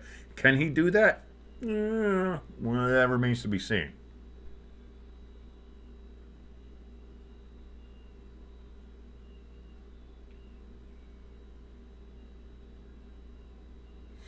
Oh, I love them. I love the Bears throwback uniforms. I love them. I really do like them. I've liked them since they, what was it, 2 years ago, 3 years ago, 5 years ago? I forget when they came out with them. I think it was like 4 years ago, to tell you the truth. But I love them. I do. I like them. I really do like them. I'm a man who likes his stripes. I like the stripes, which is why I'm pissed at the Lions. They have one pair of pants that have a fucking stripe on them. The rest of them are fucking unitards. They're fucking stupid. Lions put some stripes on those pants, they'll be fine. But they fucking wear unitards. They look fucking stupid. Blue pants and white pants. Put some fucking stripes on them. Stripe them up.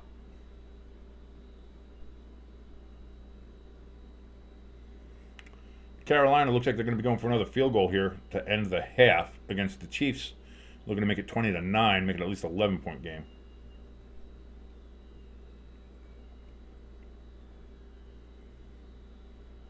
Bears going for a 43-yard field goal attempt. 3 seconds left here in the half. Snap, hold, kick is good. 14-10, halftime. Minnesota has the lead on Chicago. Carolina, they get their kick, and it is indeed 20-9. Kansas City leading Carolina at halftime there in Charlotte. So we got that going on. And with that, most of the other games are in halftime or already now going into the third quarter. The Lions and Colts, they are actually in the third quarter right now. 12:44 remaining in the third quarter as that has just started. Lions have the ball on the Indianapolis 43-yard line already. So they are moving the ball.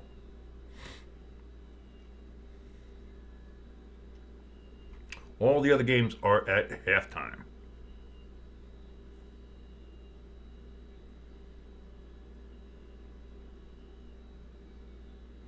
So, ELS, let me ask you, what do you think of the Bears jerseys this week?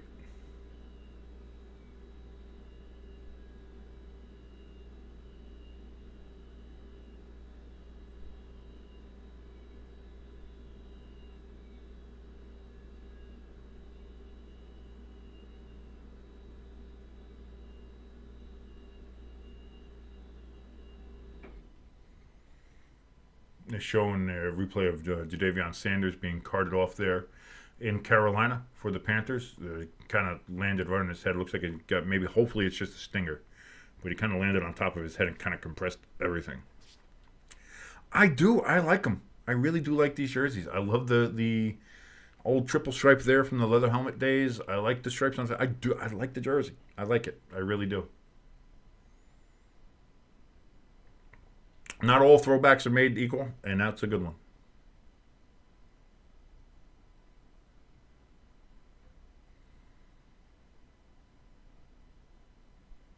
See these Colts Indianapolis night jerseys, whatever they wear, like like I'm not sure. Like either go with black pants to match the black helmet, or if you want to do just the blue, make the helmet blue, and then do like the white horseshoe and all that shit. Like I'm not like I don't know.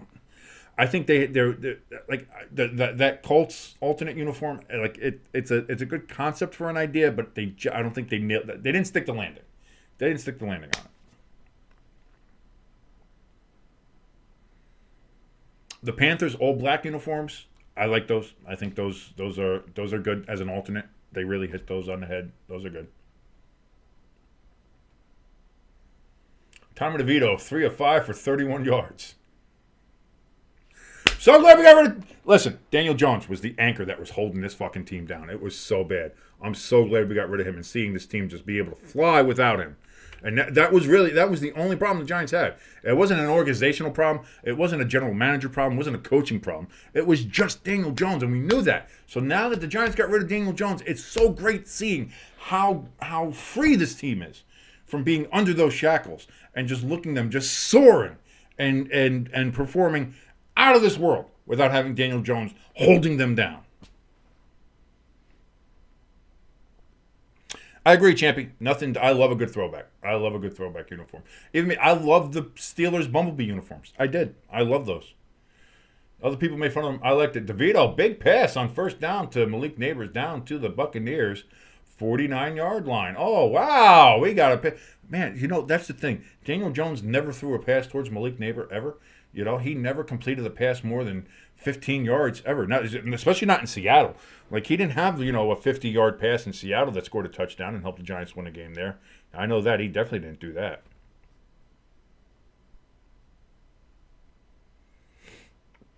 Oh, did the Cardinals have the one with the Cardinal that's kind of standing on the football? That's a cool logo. I like that logo.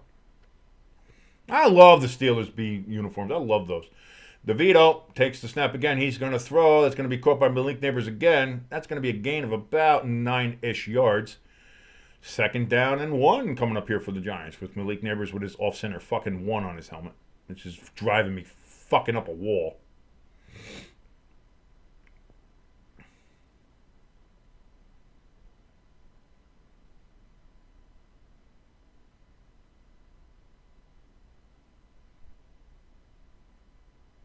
Second and 2 is the official call.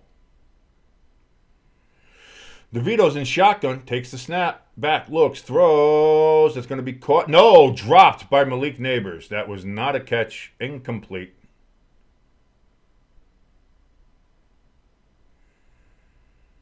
If that was caught, then it's recovered by Tampa Bay, and it's a fumble.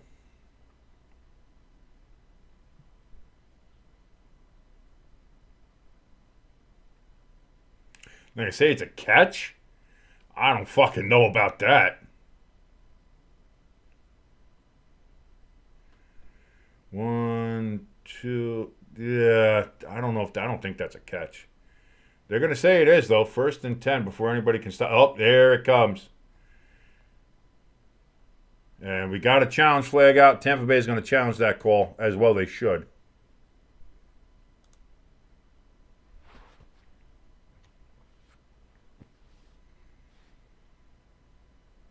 I don't think that's a catch.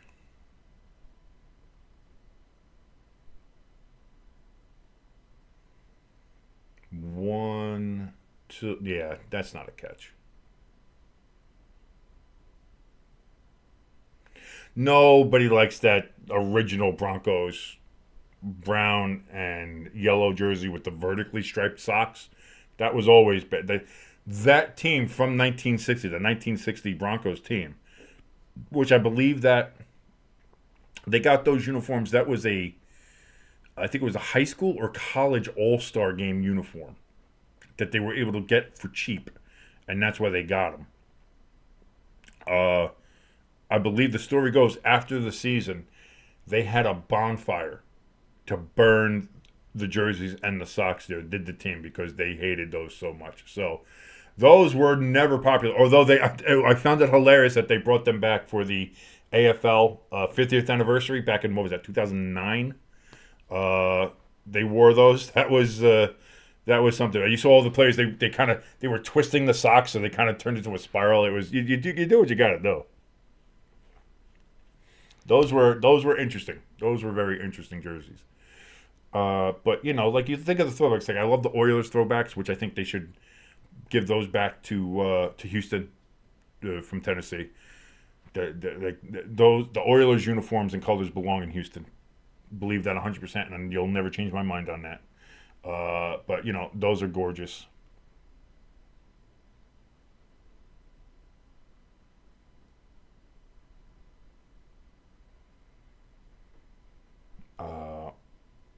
Well, obviously the Tampa Bay creamsicles, love those. New England Pat the Patriot loves those. Miami's they need to go back to the Miami throwbacks need to be permanent. Even if you want to modify the logo and make it a little more modern, the classic logo of the dolphin jumping over the sun with the helmet. Dolphin has to have the helmet, and it has to have the sun behind him. I don't like this new dolphin that they've had for about 10 years now. It's not. It looks, it looks like a cheap cologne logo to me. I was never a fan of that one. Again, we talked about the Bears. They're nice. I like the Cowboys throwback logo too. Throwback uniforms. Those are cool. Hopefully we get to see Washington's throwbacks at some point. Again, whether it's the spear or the Chiefs 2 guns version of the helmet, that'd be nice. But we'll see. We'll see what happens here. 1st and 10. They said the call stands. So 1st and 10 for the Giants. They said that he caught the ball, but that's going to be a loss for Tyrone Tracy. 2nd and 12-ish or 2nd and 11 coming up here for the Giants. One or the other.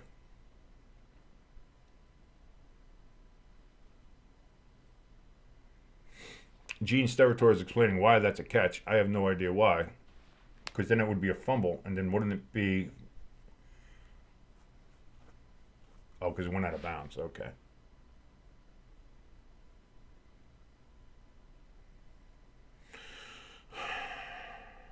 Wan'Dale Robinson in motion.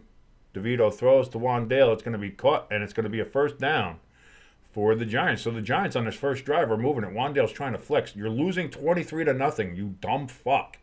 Stop it. I like the Acme Packers uniform. The blue one with the big yellow dot. I like that one.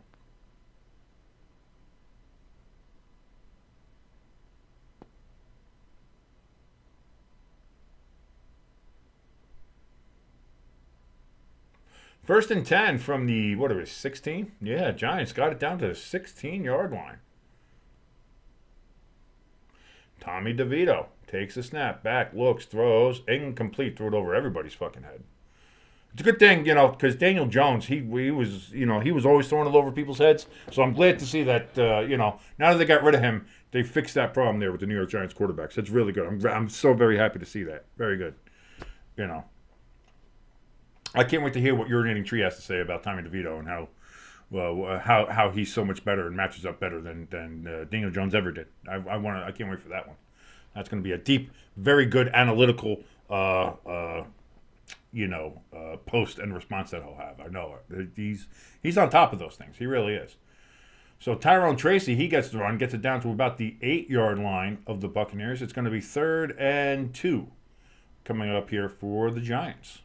Giants looking to get something going here on this first drive.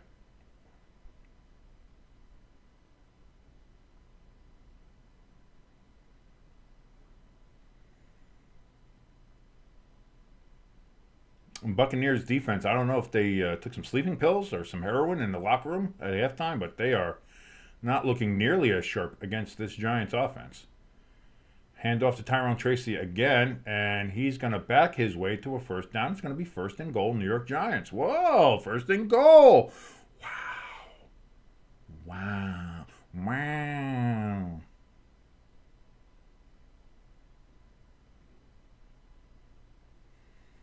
You see a Giants fan making a jerk-off motion, as that's what he normally does during the games.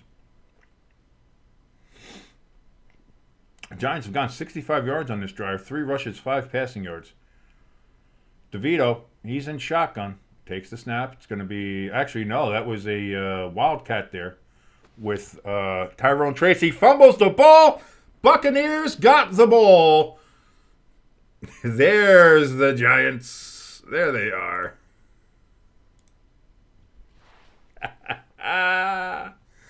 Oh, DeVito's trying to say they're down, but let's see. Ruling on the field is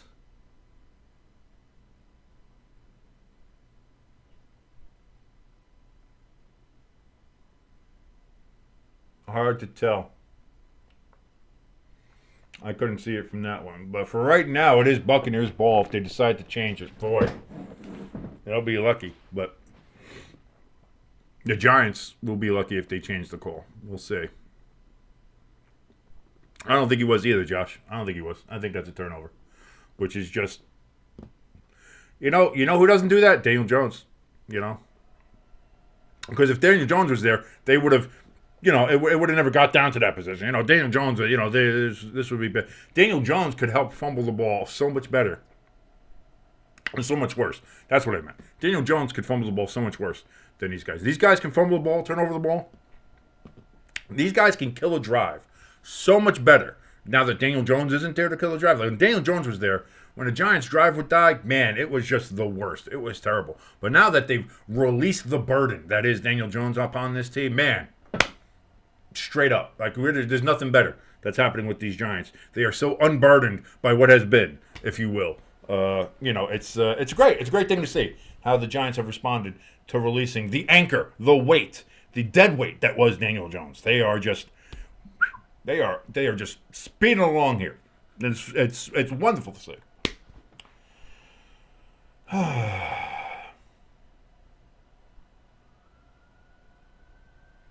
It's going to be that kind of stream, folks. It's been that kind of stream. It's going to continue to be that way. Thank you so much for joining us here on Stay Tuned Sports. My name is King. If you like what you're watching, if you just like watching a guy be miserable and kind of sarcastic towards his own failed dumpster fire of an organization, hit that like button. Helps us out tremendously. So will hitting that subscribe button. If you're not already, if you're just watching along and are like, man, this guy's fucking nuts. I want to see what he does next. Hit that subscribe button. You'll see me be fucking insane for pretty much the rest of the season, which will be fun for everybody. For the kids, for the wife, for everybody. It's just good, wholesome family entertainment. And that's what we like to do here. Miami up 24-0 on New England, by the way. That's crazy. Yeah, that ball's out.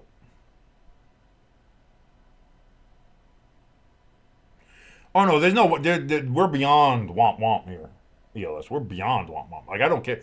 Like, this is the thing. Like, this is this is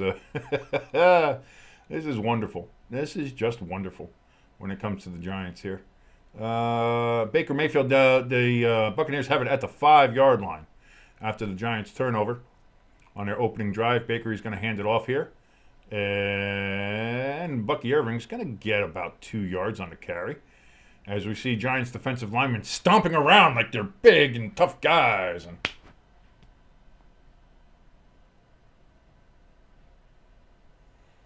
as Tyrone Tracy again with another fumble. Not in a critical moment like he did in Germany, where it was in overtime. But it's definitely another fumble. As we see Brian Daboll. I wonder if he's going to be the next Brian Daboll. Now that Daniel Jones isn't there, who's going to be the Brian Daboll scapegoat? I think that's the big thing we have to worry about. Now we have to kind of, maybe we should get some betting odds on that. Who's Brian Daboll going to throw under the bus now that Daniel Jones isn't there? That's a big one. Oh, thrown and incomplete, dropped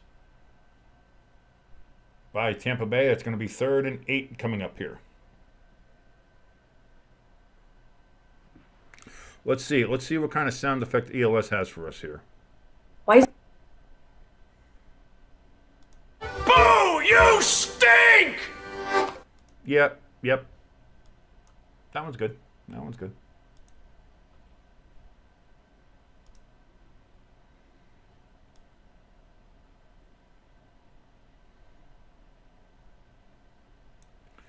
So here we go. 3rd and 8 for the Buccaneers. Baker back to throw. Gets some pressure. Pulls it down. He's going to run it himself now. And he's going to run for the first down after being in the end zone. And getting some pressure, which might, maybe there's going to be a safety. No, he runs for 11 yards and gets the first down. Why aren't the Giants players dancing and stomping around? Yeah, let me do that. Yeah, I pushed him out of bounds. Look at me, I'm so good. Yeah. Why are we doing that one? Why are we doing that one, Giants?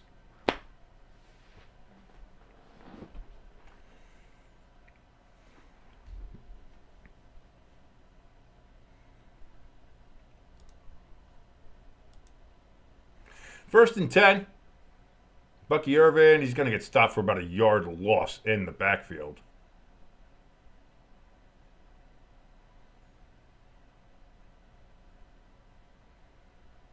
At least Brian Burns isn't flexing on anybody. He kind of knows that he's getting his ass kicked, so.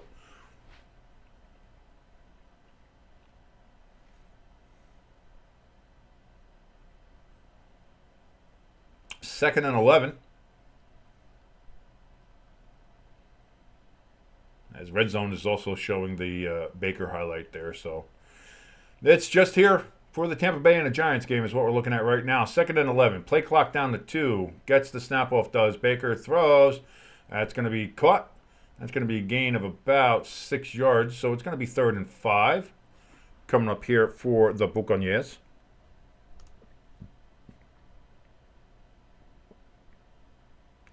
Sterling Shepard with the reception.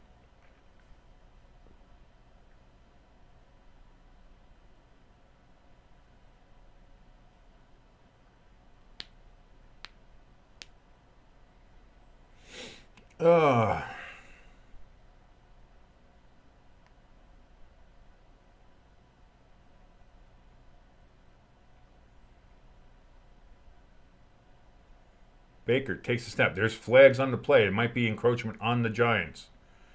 Cotton Otten gets the pass. It's a first down and more down to the 39-yard line. What is the penalty? Will it be illegal formation or will it be offsides on the Giants? We will see here in just a moment.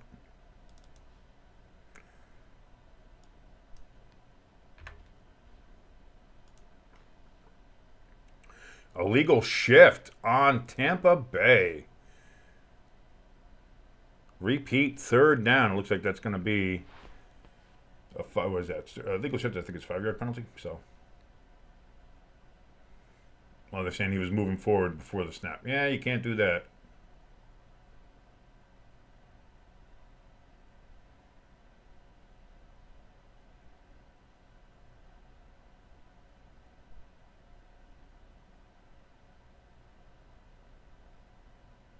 So 3rd and 11. Again here for Tampa Bay. Play clock under 5, down to 3, down to 2, down to 1. Hits 0. No flag. They gave him an extra second on that one. Big pass down the middle, and that's going to be caught for a first down. 3rd and 11, and the Giants can't get off the field.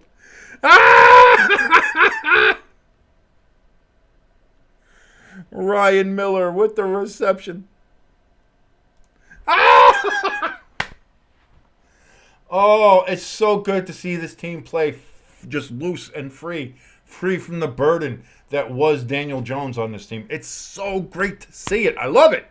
I love it. 1st and 10 from their own 30-yard line after starting this on their 5. It's going to be a pitch back here to Bucky Irving, and he's going to get a yard after should have been stopped for about a 3-yard loss. Again, that Giants defense, boy, they're right on it. They are right on it, that Giant defense.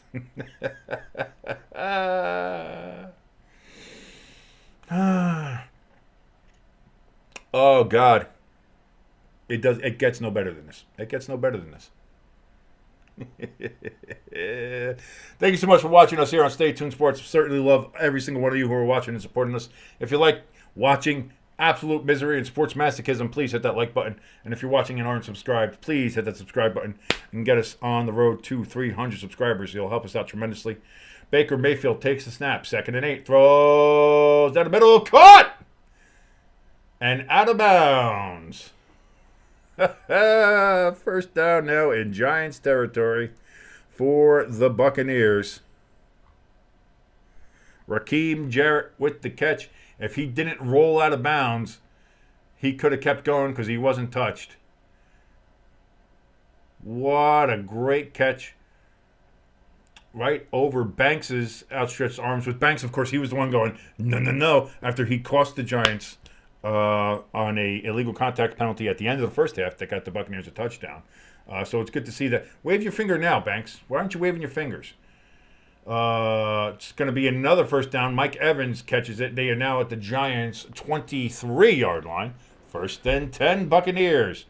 And this is looking like it's going to be another scoring drive for the Buccaneers against this Giants defense that is just playing so well now that they don't have to worry about Daniel Jones on offense, kind of being a problem for them or putting them in a bad situation. It's good to see this defense really step up and playing well, considering that they were ranked last in rushing defense. And the way this game's going, they're going to be ranked last in passing defense as well.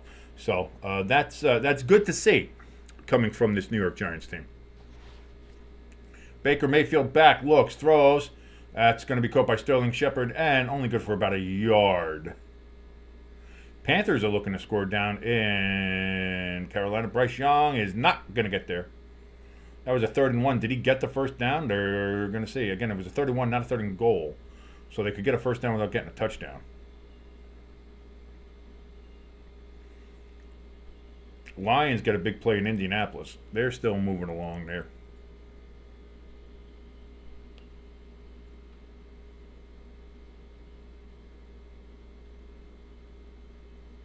Did not get the first down. 4th down. Carolina's going to go for it against the Chiefs here. 2nd and 9. Baker Mayfield takes the snap. Back, looks, throws. That's going to be dropped by Cotton Otten. Old cock-knocking Otten.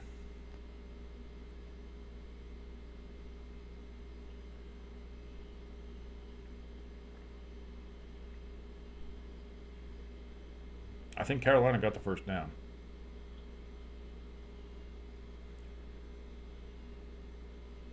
So 3rd and 9 now coming up here for the Buccaneers, who have the second easiest remaining schedule, with the rest of the teams they play with a winning percentage of only .338.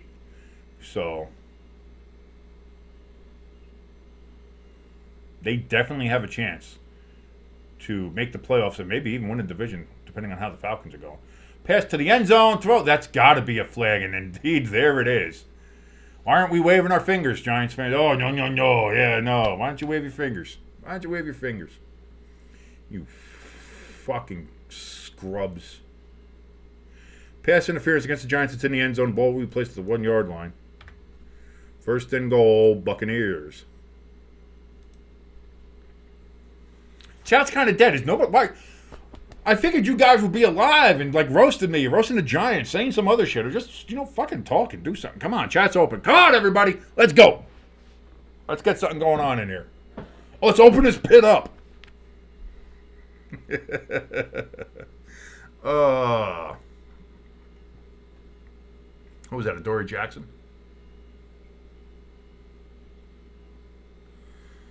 Buccaneers 4 trips to the red zone, 3 touchdowns, 1 field goal. They've scored points on every single trip into the red zone today. They are at the 1-yard line. Baker's under center. Snap.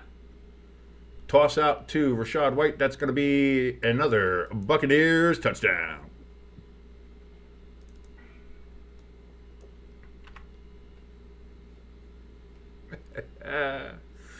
Oh, God, it's great. This is why we got rid of Daniel Jones. This is why we got rid of him. Because just look at how much better the entire team is. The entire team's playing better. The organization is just better. The weight lifted. The dark cloud of Daniel Jones is now off the Giants here. So it's just great to see.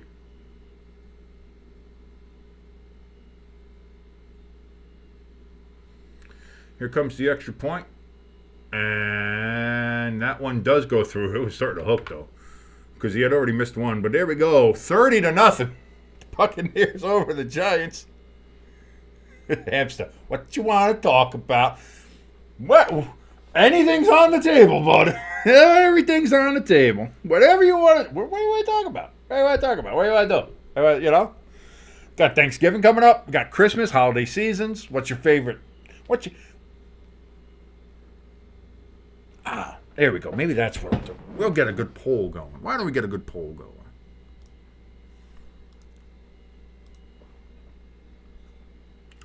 Let's see.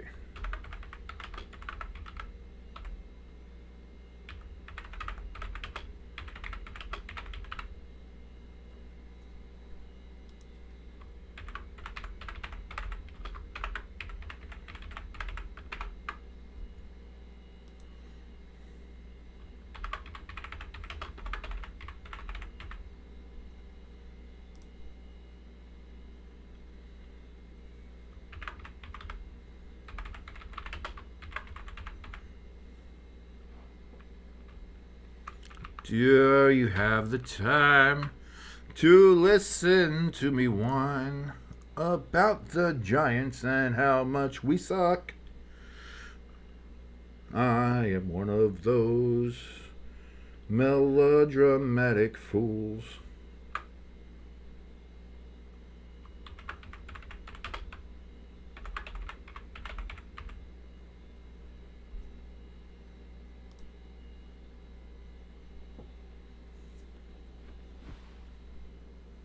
There we go. Got a new poll in the chat. What is the best Thanksgiving side dish? Do you think it should be stuffing, or as some of y'all call it, dressing? I know more of the southern people say dressing. Mashed potatoes, cranberry sauce. I guess you could say homemade, but it's got to be the jellied in a can. Come on, let's be fucking honest here. And sweet potatoes. I know a lot of people put the marshmallows on it. I was never a big fan of that. That's not my thing. I know I missed green bean casserole. I know I missed mac and cheese for some people like that. I know I missed a lot of the side dishes, but this only gives you 4 options to put up there, so that's what we got. And if you have another one you want to throw up there, you say it in the chat. Let you know. ELS, I agree with you as well. I do love me some stuffing. Some people shit on stuffing. I love mashed potatoes too, but see, mashed potatoes to me need gravy. So I think if you need to add it, now I do have stuffing with gravy. Don't get me wrong. I put my gravy on stuffing. I put my gravy on pretty much fucking everything. But I can eat stuffing without the gravy. Mashed potatoes kind of need gravy. They do. So I think maybe that's what makes the stuffing a little bit higher for me on that list. But I think overall, yeah, that's what you're looking for. That's what you're looking for. Giants are going to return this kickoff out of the end zone. Going to get it up to the 32-yard line. Surprised they didn't fucking fumble it, to be honest with you. As we see Tommy DeVito coming back out on the field. And again, I love Tommy DeVito. I really do. I want to see him do well, but also, this is not his fault. It's not. This is Joe Shane. This is Brian Daboll. This is Mara. This is the entire organization is fucking garbage. So, yeah. That's all. That's all. Carolina did get a touchdown. They're going for an extra point now as they're trying to make it cut the lead to, what is that going to be, 4 to make it 16-20. Incomplete. Malik Neighbors, actually, that looked like it was tipped. Incomplete. 2nd and 10 coming up here for the Giants and Tommy DeVito as I was looking at the Panthers. Panthers making a game of it against Kansas City. Kansas City 20, Carolina 16.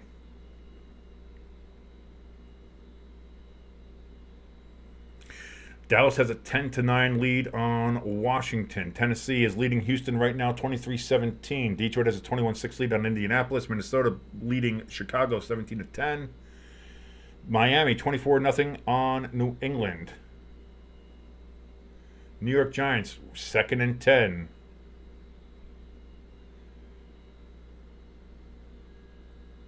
And they take a timeout with 3:33 left as I guess the play clock was running down. So, who needs timeouts in the second half? You know what I mean? Oh, yeah, the Buccaneers, they missed the challenge. So that's, they missed the timeout. That's my fault for not taking it down. That's my fault. My fault. So both team has 2 timeouts remaining. ELS says, this is what I have on Thanksgiving. Turkey, stuffing with gravy, mashed potatoes with gravy, clearly sweet potatoes, and cornbread. We don't have cornbread here. Again, in Jersey, Pennsylvania, Northeast area. My Thanksgiving were always turkeys, Obviously, you had the turkey. More recently, I want to say like in the last 20 years since my parents moved up to PA. That's going to be caught by Wandale Robinson. That's going to be good for about a 7-yard gain. 3rd and 3 coming up here. We always had 2 turkeys. We had the oven turkey and we had the deep fried turkey, which is fucking delicious. Stuffing, because it actually is stuffed in the bird. It's not just the dressing. As people, the difference is dressing. If it's not in the bird, it's not stuffing. Okay, well, the shit that we put in the bird is stuffed in the bird. So that's stuffing. 3rd and 3 coming up here. DeVito back, looks. He's going to throw when he could have pulled it down and run, but it looks like it is complete to Malik Neighbors on the sideline. First down. Malik is, again, doing a little dance on a first down thing. You're down 30 to fucking nothing, you dumb fuck. Stop dancing. Stop pointing. Oh, yeah, first down. I'm so good. Look at it. Yeah, you're so good. You're losing 30 to nothing, you dumb, stupid shit. Yeah, so we do oven turkey and deep fried turkey. We have, and that's my family. My in-laws, they just do oven turkey. Like for my family, it was stuffing, obviously mashed potatoes with gravy. They would also do like sweet potatoes. Malik Neighbors with a catch here on 1st and 10. He's going to get about 5 yards on the catch. Green beans, all corn and all the other kind of vegetables and stuff that you would have there. Cranberry sauce, the canned, the jellied, the best. We'd always have a little bit of rutabaga on our plate. Whether you ate it or not, it was kind of a family tradition that goes back to old family on my father's side. That so we kind of put some rutabaga on our plates. Again, even if you eat it or not. Tommy DeVito on 2nd and 6. He's going to throw, and that's going to be a loss by Singletary. They're going to call it about a 2-yard loss. So 3rd and 8 coming up now for the Giants. And I know there's others like the pearl onions, like the little creamed onions. My mom does that. My wife loves those. I don't know. She's like, I don't think she ever had them before until she went to my family's house for Thanksgiving.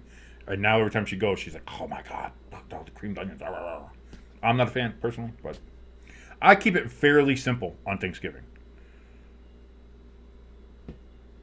I hate homemade cranberry sauce. That shit is whack. That shit's whack. I'm sure your sister makes great homemade cranberry sauce. Don't get me wrong. I'm sure I would love to eat your sister's cranberry sauce. But wait, that sounded dirtier than I think it meant to be. That's not what I'm saying. I would like to eat the cranberry sauce that your sister makes. That's better.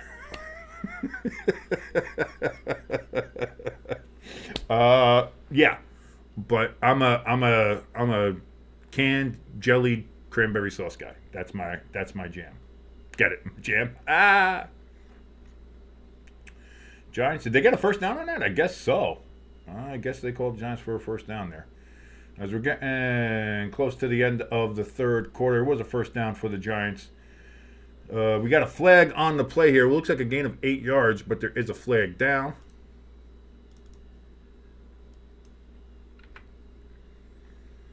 Pass interference on the Giants. So push that back. That's going to be a 10-yard penalty. Negates that throw. Tight end Johnson, the guilty party. Like, I keep things fairly simple when it comes to Thanksgiving. Turkey, stuffing, mashed potatoes, a couple of the vegetables that are in there, like I said, the corn, maybe some peas or other stuff like that. Gravy, load all the gravy up, load all the turkey up I can get. And bread. We don't do cornbread. We do the dinner rolls, like the nice little heated dinner rolls. And those good. And a little butter. I don't do the shaped butter. We're an Irish family. My family. We're Irish and German. We don't do the shaped fucking butter. Apparently that's a big thing with the Italians around here. As I found out with my beautiful wife, who loves the shaped butter, whether it's in the turkey or the lamb or whatever the fuck it is. So she loves the shaped butter. I just give me some butter. I don't. If it's shaped. Because then I kind of feel bad also. I'm carving into a little lamb's fucking face so I could smear it all over my dinner rolls. Who wants to do that?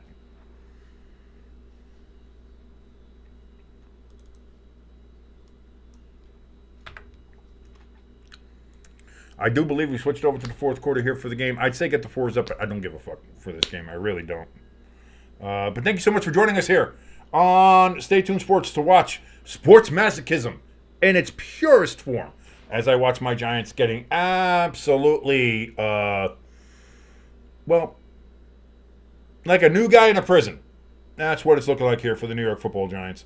Buccaneers 30, Giants nothing. If you like what you're watching, if you're just a big fan of watching misery, which, who isn't? Who doesn't like somebody just watching them be absolutely devastated and crushed? Go ahead and hit that like button. Helps us out tremendously. If also you'd like to go ahead and if you're watching and not subscribed, hit that subscribe button. Helps us out tremendously. Again, with the whole YouTube algorithm, everything like that, gets us on the road to 300 subscribers. Helps us out. Thank you for your support. Also, if you want to help out in a little bit more of a tangible fashion with actual donations, we have a link for our donation station in the top of the chat as well as in the description below. Also, links for our merch store, same place, top of the chat, in the description below, all there for you. Thank you so much for all your support and all that you do. Again, the leader in the clubhouse when it comes to donations is Pecan.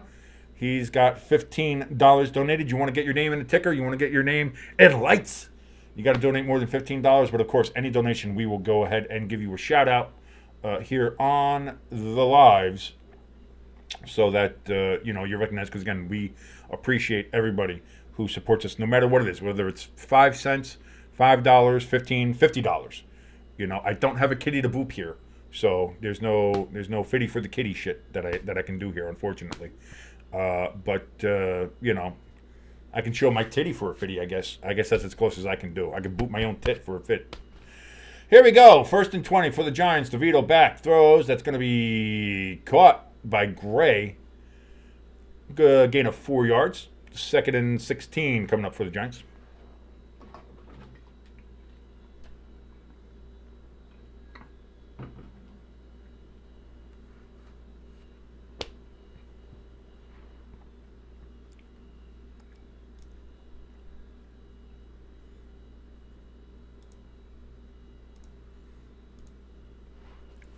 DeVito back. He's gonna run it. Man, I never saw Daniel Jones run the ball. So I'm glad we got rid of him and that anchor, that burden that he was on the Giants. And now we have a quarterback that actually can run and move the ball. It's very good to see that. Crafty because a lot of people will call stuffing dressing. Like I said, especially more in the south part of the U.S.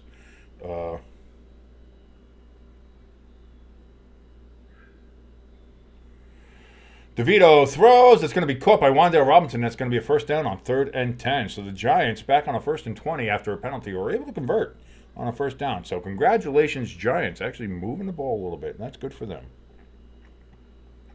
David Montgomery, questionable to return for the Lions in their game against the Colts. But as Detroit currently has a 21-6 lead there, I don't think that's a problem. Let him heal up. DeVito in shotgun, empty backfield, takes the snap, gets hit as he throws, caught by Malik Neighbors. And Malik's going to get about 8 yards on the carry.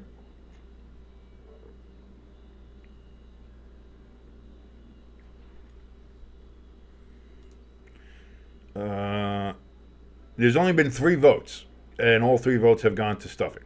So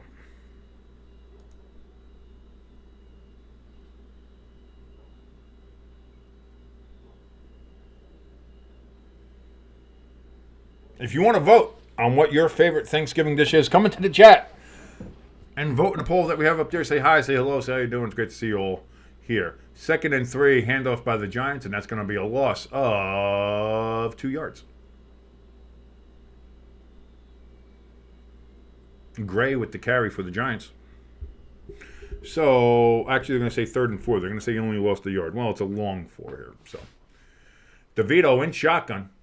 The Giants are at the 18.5 yard line. They're on the Buccaneers 18.5 yard line. DeVito takes the snap, back, looks. He's going to pull it up and run it himself. He gets down and almost decapitated at the 1 yard line. No flag. He's looking for one.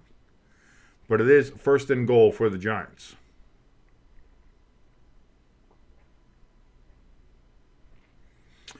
Crafty Southpaw says, Anthony Richardson back to having an under 500 completion percentage now that he's not playing the Jets.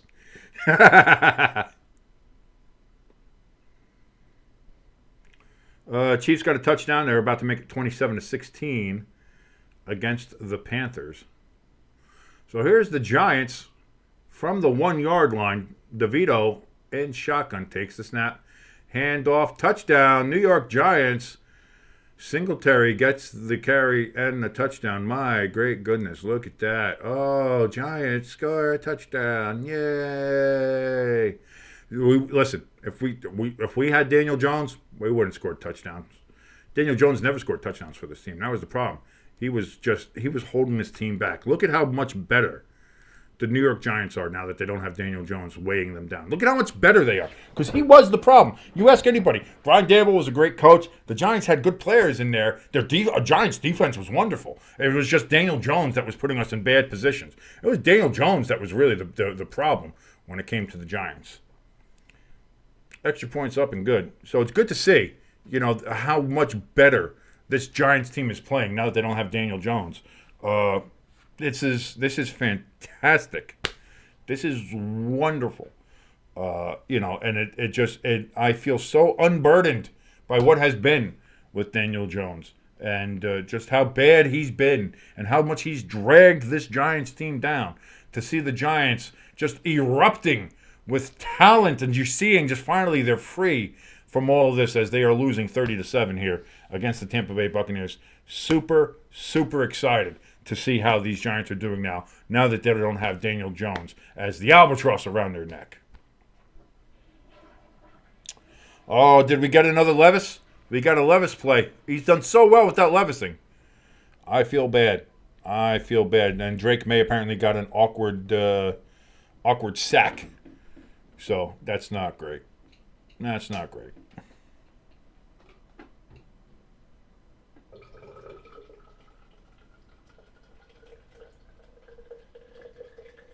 Don't mind the sound of the trickling. I'm just pissing myself. No, my wife's getting a drink of water out of the fridge. Sorry. How you doing, Bubs? Okay. All right.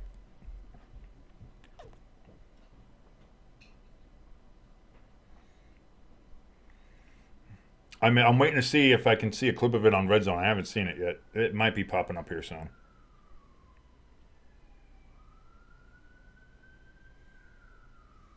Dolphins up 31-0. Just crushing the Patriots. I like the Patriots. I did. But I wasn't going to pick them this time. I was like, I think the Dolphins are playing better with Tua in there. And boy, have they ever. So Dolphins looking to make a case to get back into the playoff picture.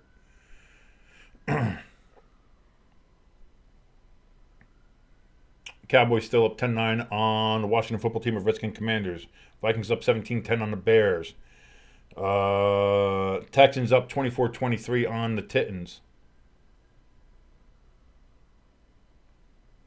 Eagles and Rams tonight. I don't know if I'm going to be doing that game. Jimbo will be though, as he loves his Eagles, so he'll be covering that game tonight for you guys.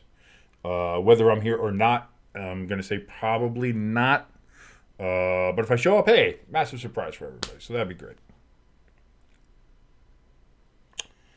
No, she is. Unfortunately, she is a Giants fan. Although she likes a lot of other teams. Like she likes New Orleans. She likes the Saints because she loves New Orleans. She likes the Chiefs because of Taylor Swift. All right, that just goes there. She likes Seattle because she has some family that lives out in Washington and are Seahawks fans. Shows she likes them. And I think she likes the Vikings because she likes their color of purple. She likes that shade of purple. So she's got options. She's got options. So that landed. What happened? Did he touch it? If he touched it, then that might have been a thing. So he ran out back. Buccaneers are going to have the ball at the 4-yard line. I missed what happened on that kickoff. Oh, Oh, it did touch him. That's why, yeah. If he doesn't go and get that, then that's a touchdown for the Giants. So, almost a safety. That's going to be out at the 2-yard line. Thank you, Hamster. Please do so. If it is just Jimbo here, just piss him off the entire time. Like you do with me.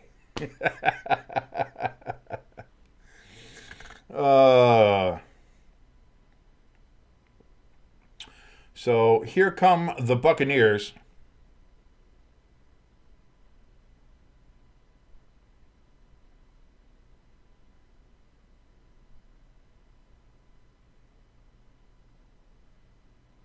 First and 10 from the 1.5-yard line. Baker takes the snap, hands it off, and Bucky Irvin, he's going to get it out to the 5-yard line. Second down coming up here.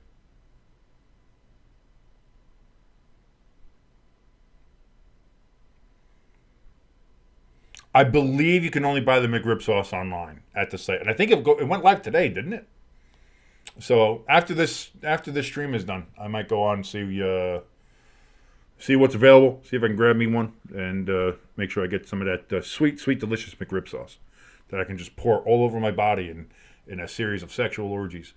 2nd and 7 coming up here. Baker Mayfield hands off to Bucky Irving again. And Bucky, he's going to slip out of tackles and get bigger yards down to the 20, 25, 30, 35, 40. He's got Baker blocking for him to the 50, down to the Giants' 40-yard line, down to the Giants' 39. Massive run. Baker out there blocking for him. And the Buccaneers are set up in Giants territory once again. Crafty Southpaw says, Levis Levised, the Bears bared, May made, and the Giants Giants. But the Chargers didn't charger, but the Falcons falconed. And they keep on falconing.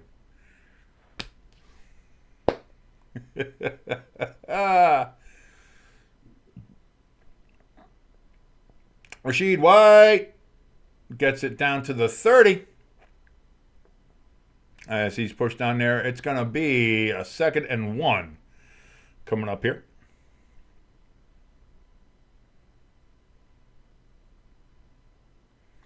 Again, there's been a lot of bad. If you look at the records, like just go to NFL.com, look at the league standings. Don't look at just each division. Just say go to league and then look at. There are so many bad teams this year, and I don't know why. This year is a lot of terrible teams, but there's a lot. But when it comes to the terrible teams, boy, are the Giants and the Jets right the fuck up there, baby. They're just... Oh, is there a fumble? Giants got a fumble recovery. Oh, yeah, celebrate. Yeah, bowl that ball. Oh, yeah, no, we're so good. Look at the Giants. We're so good. Yeah. Yeah.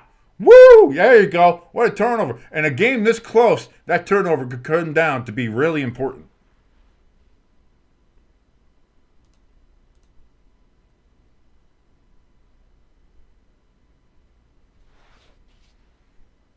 Hamster says he's going to whoop me. What? I'm sorry? Are your Falcons having a bit of a consistency problem? I think they are.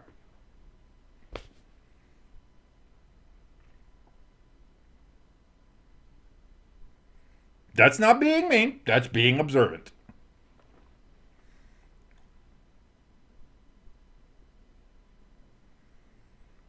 Okay, it's so bad.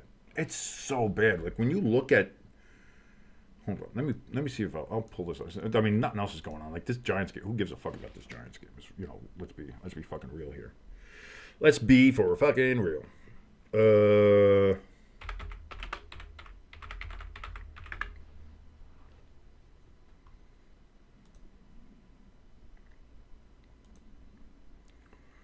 When we take a look at the bad teams, let's see. Jacksonville at the bottom with 2-9. Tennessee 2-8. Giants 2-8. Raiders 2-8. Jets 3-8. Patriots 3-8. They're about to be 3-9. Browns 3-8. Cowboys 3-7. Panthers 3-7. Saints 4-7. Bengals 4-7. And then you get to here where you start getting a little bit better, but some of them are bad. Buccaneers 4-6, Dolphins 4-6. They're playing better though. Bears 4-6. They're going in the opposite direction. Colts 5-6, going in the opposite direction. Seahawks 5-5. 49ers 5-5. Rams 5-5. And then you start getting better. The Broncos getting up on that list. They're 6-5, but they're playing a lot better. Bo Nix looks good. Defense is good. Falcons 6-5. They're kind of a bit on the downslope. Get angry at me all you want, Hamster. Your Falcons inconsistent, and they're on the downslope instead of getting better. Cardinals 6-4, a team that is a 6-4 on the rise. Commanders 7-4. Texans 7-4. Even as you start getting to the top of the league, it's you have mediocre even in the top of the league. It's fucking crazy. Yes, they do. I think the only team that has an easier schedule than them is the Titans. And the Titans are nowhere near getting a playoff spot. Buccaneers are definitely fighting for one, and they can get it with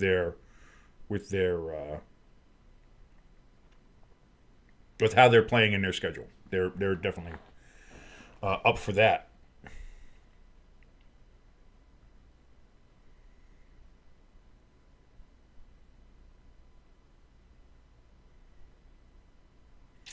So here we go. Giants have the ball. DeVito back. He's going to pull it down and run it himself. He's going to get 7 yards, 6-7 yards on the carry. 2nd and 3 coming up here for the Giants. Baker in the blue tent. Oh, no. Dude, if you're beating the Giants 30-7 and you're fighting for the playoffs and then you end up fucking getting hurt against this fucking team, like, what a shot to the nuts that would be for the fucking Buccaneers. Maybe the Buccaneers sign Daniel Jones. Giants get a first down pass to, is that Johnson, the tight end? Indeed it is. That is one big Johnson. As we see Baker, going into the blue tent now.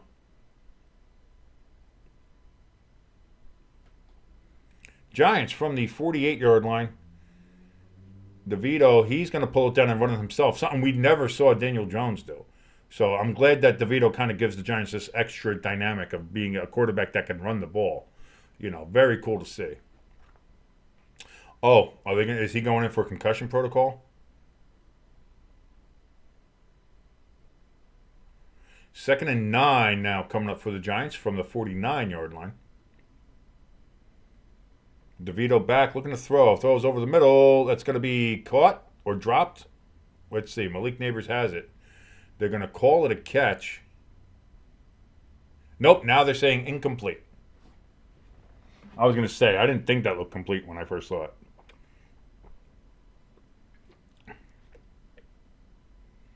Oh, yeah, God, that is not a completion. What was Malik Neighbors trying to say there? He's going to the ref like, what? What are you doing? Come on, that's okay. What world? In what world, Malik?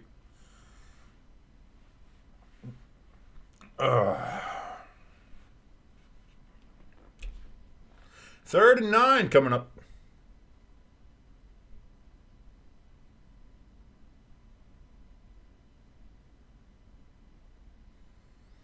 DeVito back. Throw incomplete.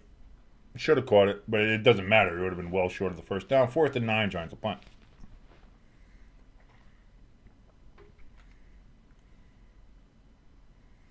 ELS with the update here for Baker Mayfield. He has a stinger and will be questionable to return Sunday. If the Buccaneers put him back in the game, fire everybody. You do not put that man back in the game. Giants are going to punt the ball. Of course, you're down 30-7. Well, let's see who else we can get hurt. Giants? Why not? DeVito back, looking to throw. And incomplete. Giants turn the ball over on downs. Buccaneers should go ahead and put in, their backup quarterback, who is, I don't know, but Baker's getting his helmet. No, Baker. Bench.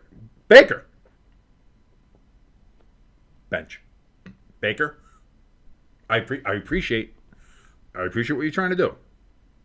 Trust me, I do. I appreciate what you're trying to do. Get your fucking ass to the fucking bench. Bottom line. Just don't argue. Baker. Baker. Looking out for you. In your best interest. I know, ooh, super competitive guy. You want to plant your flag right on the Giants logo. I get it. Sit on the bench. Look at the score. 30. 7. 30 to 7. Sit on the bench. Kyle Trask is there back. Hey, give Trask. Just see how he's doing back there. See how he's developed in his couple of years there in Tampa. You know, this is a great time. This is great. Let Baker, let the young guys get reps. Learn from Saquon. Let the youngins get some reps in there.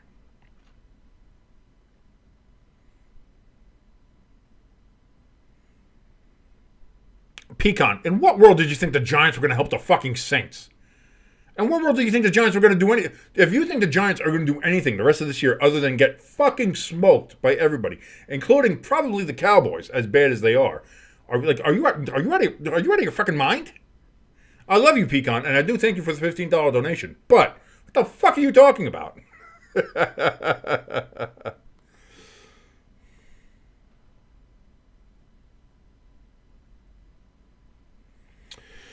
Listen, the Browns. What happened with the Browns and what happened with Baker is going to go down as one of just the worst decisions and worst things to ever happen in football history. Yeah, Pecan, way too much. I don't know what the fuck you're thinking, but that was way too much.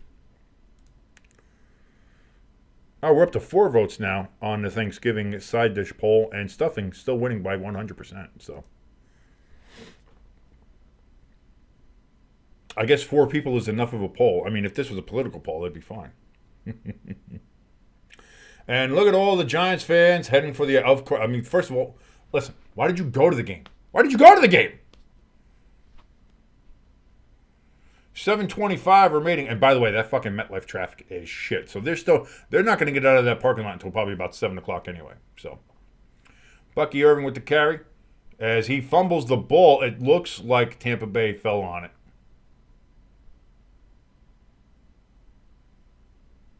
And indeed, Tampa did recover. 2nd down and 7 coming up. Trent Williams was hoping to play. He was going to see how they felt during the pregame warm-ups, though he is now officially inactive, according to ELS in the chat. That means San Francisco is going to be without Brock Purdy, without Nick Bosa, without Charvarius Ward. I always get tripped up on that motherfucker's name. And now without Trent Williams. So if the Packers don't win this game, I don't know what to tell you, ELS.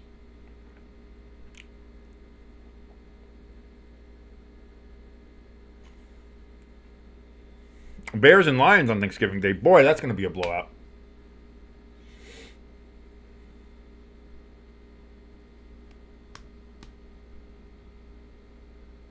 Steelers Bengals at 1 o'clock next week here on the CBS is what they're advertising. That'll be cool.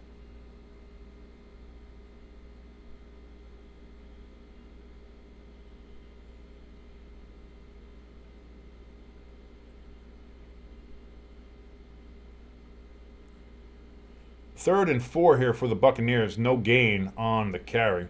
4th down.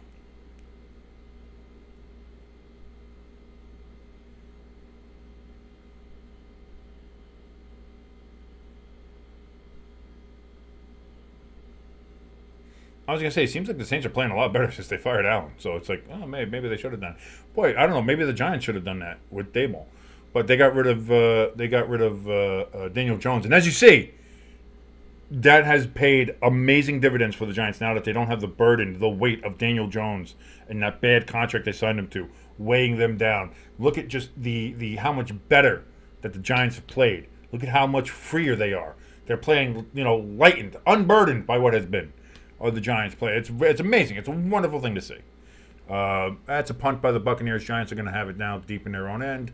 So there we go. We'll start highlighting over there. There, Giants got the possession. Giants have the possession highlight there.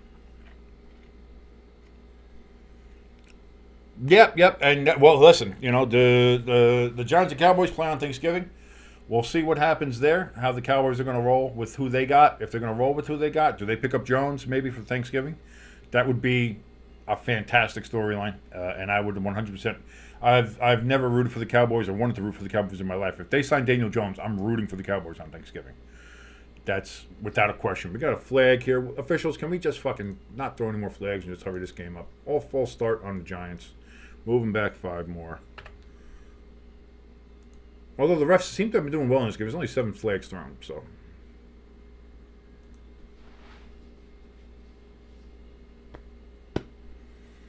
No, listen. If anything, I think the Cowboys are going to break that streak with the Giants at home. Let's be honest. The Giants suck. Cowboys suck too. Don't get me wrong. It might be a close game because both teams suck, but it's going to be terrible to watch. DeVito back, looking to throw, almost gets sacked in the end zone. He just throws that one away. Was he still in the tackle box? And there's no receivers out there. That might be intentional grounding. And if that's intentional grounding in the end zone, that's a safety. Yeah, that's it. I'm looking forward to the McRib. December 3rd it comes out. I think the sauce comes out today. I got to go check the website after this stream and maybe buy some. Like I said, to pour over myself in the many, many sexual orgies in which I partake. Might have to buy a couple half gallons. Might have to put it. I'll see what the limit is. But we'll see. I'll see what happens. 2nd and 15. DeVito back, gets hit in the end zone. Ball floated. Boy, that was nowhere close. And DeVito is now on the ground in pain after taking that shot.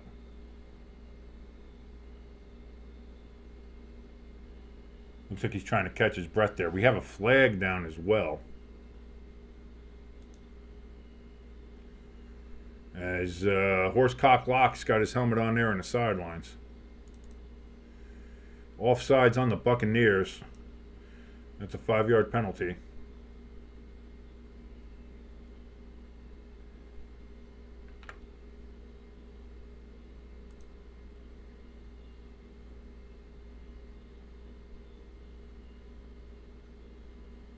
DeVito's been getting crushed all game, so.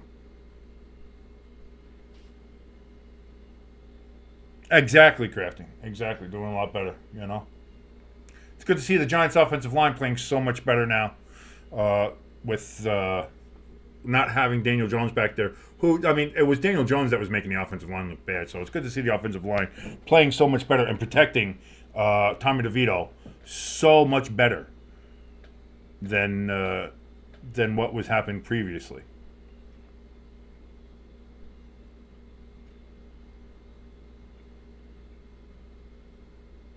So was there 2 penalties on that play? Because were we playing 2nd and 10?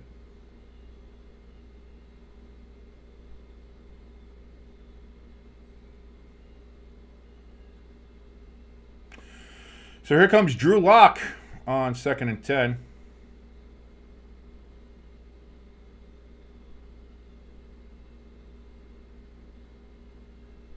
Buccaneers are bringing a house here. Lock with a quick throw. Good for a gain of, they're going to call that 3. That's a fucking generous spot. 3rd down and 7. DeVito's coming back into the game.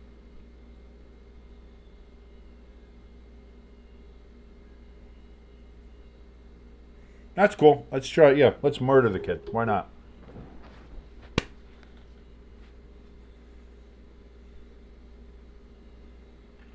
.4:30 remaining here in the 4th quarter.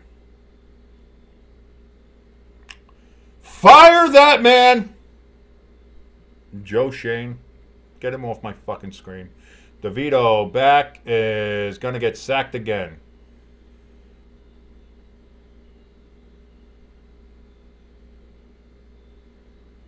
As, again, this offensive line performing so much better without having Daniel Jones back there, holding on to the ball too long or making them look bad. That was the problem. Is that Daniel Jones was making the offensive line look bad. It wasn't that the offensive line was bad. It was the opposite of that. So it's good to see now that they've gotten rid of Daniel Jones that we've seen how much the offensive line has improved here for the New York Giants and how much better they look. And the Giants as a team overall, offensively, defensively, the Giants look so much better now that they have that Jones burden lifted off. Punt return up to the Giants' 40-yard line.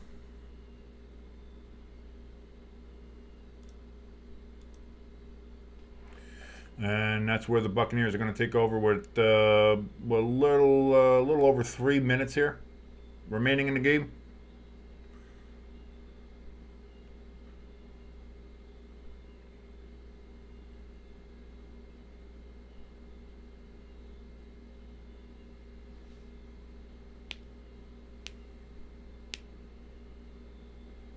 Mayfield's still in the game, and I think this is his call, so...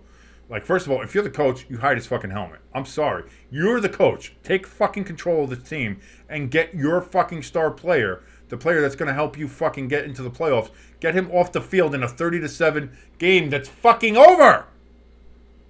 What are you doing?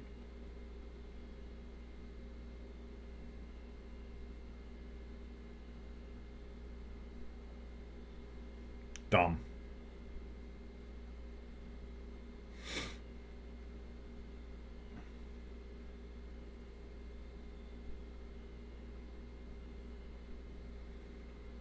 Tennessee with a fucking, what was that, a 70-yard touchdown?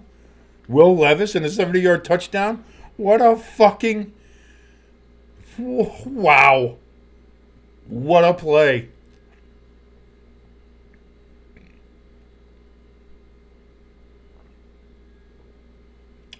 Rashid White, 2nd and 7, he carries. Going to be 3rd and short. Coming up here for the Buccaneers. Sorry. Had a little bit of reflux there. Unbelievable. And now the Titans have the lead against Houston. What a play. Man, Houston's got problems. Extra point to make it a 3-point lead. And the Titans got it.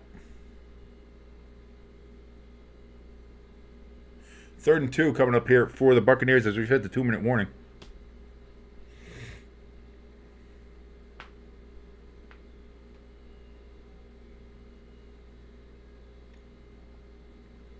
Dallas has a field goal. They are now up 13-9 on the Landover Washington football team of Redskin Commanders. Miami up 31. New England got a touchdown, 31-7 now on New England. Minnesota 24-10 up on Chicago. Detroit maintains a 24-6 lead on Indianapolis there. Actually, they extended that with the field goal right now to make it 24-6. As we saw, Tennessee 30, Houston 27 after that 70-yard touchdown throw by Will Levis. And Kansas City 27, Carolina 19.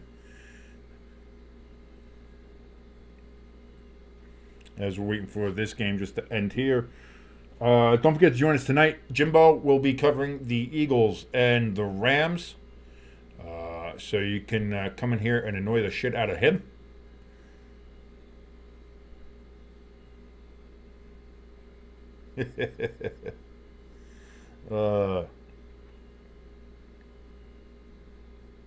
Caleb Williams with a run for a first down. He does some kind of weird celebration. Brother, you are down 2 touchdowns. What the fuck are you doing?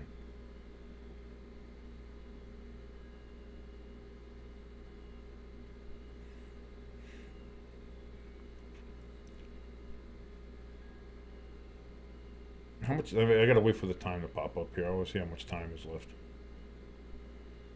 8:04. They got time. They could pull something off here. Down to the 10-yard line.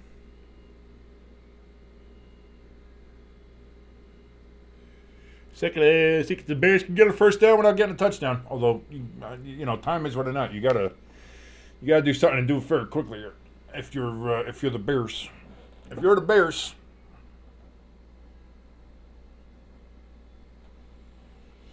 Oh, ELS, you should have been seeing the Giants, seeing the Giants defensive players fucking celebrating and stomping around. Oh, we got to tackle for a loss. It's like, motherfucker, it was 30-0 at the time. What the fuck are you doing? Touchdown Bears. Caleb Williams. Is that Caleb Williams with a touchdown? No, it's DJ Moore. Let's see. I got a real tiny screen here I got to work with. So, DJ Moore with the touchdown. And the Bears now only going to be a touchdown down with 7:22 remaining in the game. So, they need a defensive stop and to get there. But the Bears aren't done yet. 3rd and 2. Buccaneers Buccaneers don't get it. They don't get it. They're on the Giants' 30-yard line. If you're the Buccaneers, do you go for a field goal or do you go for fourth down and just end the game? You get the first down, you can kneel it out.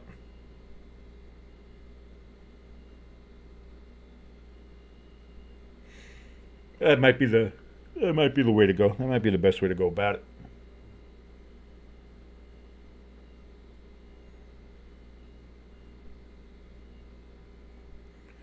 Oh, Washington. They are playing themselves out of the playoff spot. And indeed, the Buccaneers are going to try to end the game right here.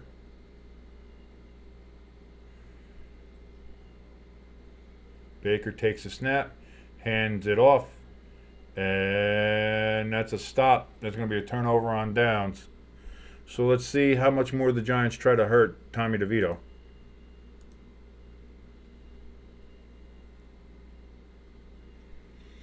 If the Vikings lose this game, I mean, if I'm the Vikings fan, I'm still kind of a little shaky with the way they've played.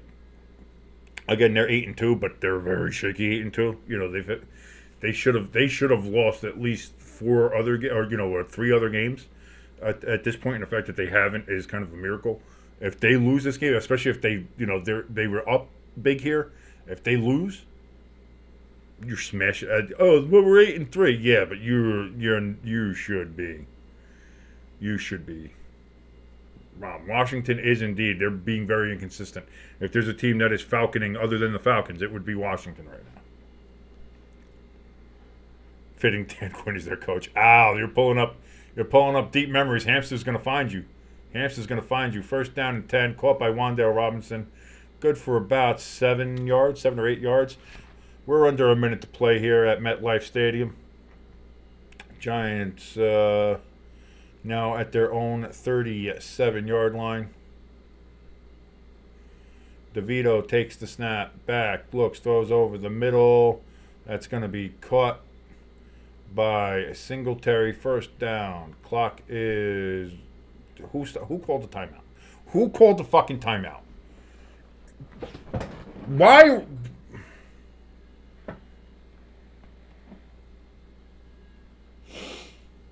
Fire Brian Dable. Fire, please. Mike Marrett, get some fucking balls! For once in your life, you trust fund baby piece of shit, and fire Brian Dable, please. And while you're at it, Joe Shane too. Probably just 2 in a day. Just say, thank you, gentlemen, for fucking up my franchise. We're especially right here in our 100th year, for giving us maybe our worst year we've ever had. Don't let the door hit you on the way out. I don't want to ask Prince on my door.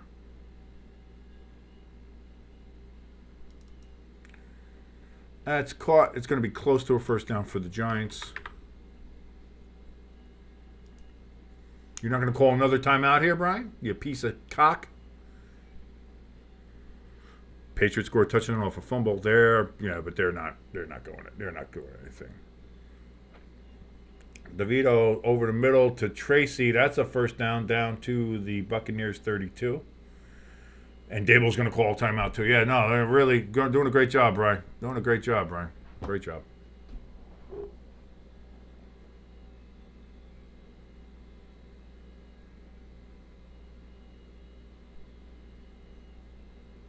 CBS can't wait to jump to that Kansas City-Carolina game, even though it's 27-19. A lot better than the fucking shit they've had to play here.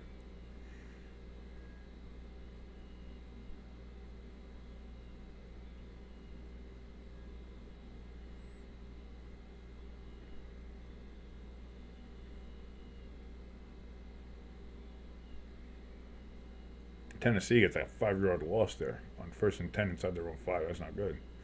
Tracy gets the ball caught out of bounds after about a 5-yard gain. 11 seconds left here for the Giants. Down 23 points, sorry. So they'll have to score here, get an onside kick, get a touchdown, get an onside kick, get a touchdown, get an onside kick, get a touchdown. In 11 seconds. Strange things have happened. Cowboys get themselves a touchdown. They're going to be up 20-9 now on Washington. Incomplete pass.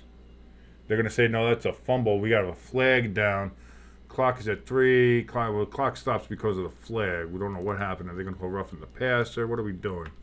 Come on, no more flags, man. I want to finish this game under 10 flags. Come on, don't be fucking cocks.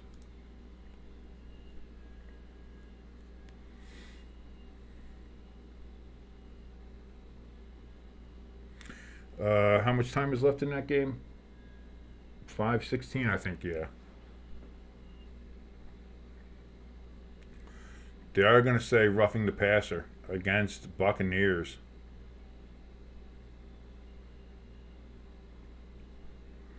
It's an automatic first down.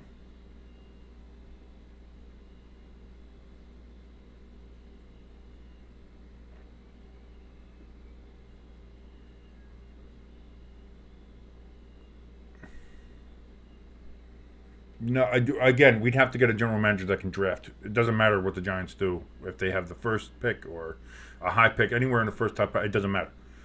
A draft pick for the Giants right now doesn't matter. When you have Joe Shane in there, it doesn't matter. He's that bad. He can't draft. Look at his draft record. Awful. Just the Giants need an absolute fresh restart from the ground up, top to bottom. DeVito throws towards the end zone, out of the end zone, incomplete. 4 seconds remaining for the Giants. Can we just fucking run it out, please? Kneel on the ball. Just end the fucking game, please.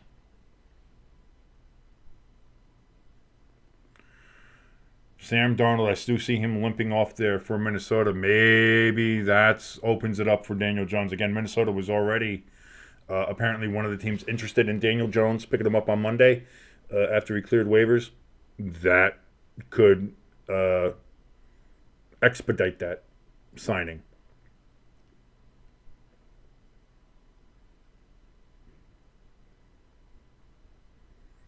DeVito back looks, throws again out of the back of the end zone. That's the end of the game. Thank fucking God. Giants lose 30-7. Fucking Christ. It was honestly so much better seeing the Giants perform like this. Without having the burden of Daniel Jones there. They played so much better. So much better. I was so happy to see that. As a Giants fan, seeing that burden lifted off my shoulders of having to see Daniel Jones drag this team down like this. This 30-7 loss to the Buccaneers was so much better than, if Daniel Jones was in there and we lost 30-7, or even if the Giants made it closer. Like if this game was 30-20 or 30-17, like that would be worse if we still had Daniel Jones. You know what I mean? Like that would be so much better. Especially according to people out there like Urinating Tree and stuff like that. They want to make sure that they know, that if Daniel Jones was the real problem when it comes to the Giants, and now the Giants are so much better now. And Brian Dable's such a great coach. Look how great Brian Dable is.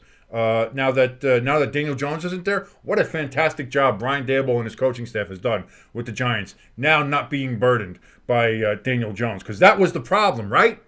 Right, Tree? That was the fucking problem. Was Daniel Jones. That was the biggest problem. He was just riding on Saquon's coattails. That was the big problem, right? I'm sure. And the way the Devils are playing right now, Hamster, I wouldn't want to play my Devils right now. And the way your Predators are playing right now, I don't know, buddy. I don't know. But we'll see. We'll see tomorrow. Anyway, that's going to do it for me here on this stream. Like I said, Jimbo's going to join you tonight for Sunday Night Football where the Eagles play the Rams. That one should be a great matchup. Have fun coming into the chat and just fucking with Jimbo all night, because that'll be fun. Hamster, you better be a man of your word. Be a man of your word.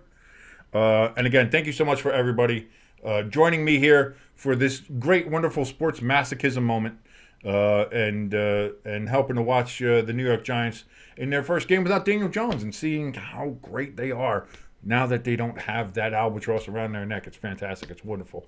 To be here in the post-Daniel Jones era in the New York Giants era. It's so great. It's fantastic. Again, Brian Dable.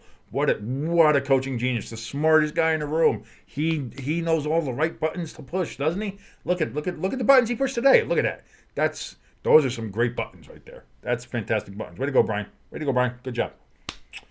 No, I'm not doing an afternoon game. I'm not going to be here for the night game either. Jimbo will be here for the night game.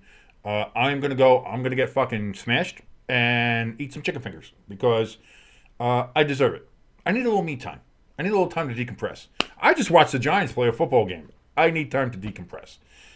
So again, I do want to thank you all for joining me here to observe this. Again, if you liked what you watched, if you like watching me be miserable, go ahead, hit that like button. If you watched and weren't subscribed, please hit the subscribe button. Helps us out tremendously. If you want to help us out by donating to the channel, we have a link in the description below this video, as well as our merch store. We got a link down there as well. Thank you all so very much for suffering with this through me and keeping me updated on all the other interesting games that were happening today. And I certainly hope you all have a great rest of your football Sunday. Until you see me next, which will be tomorrow night for Monday Night Football.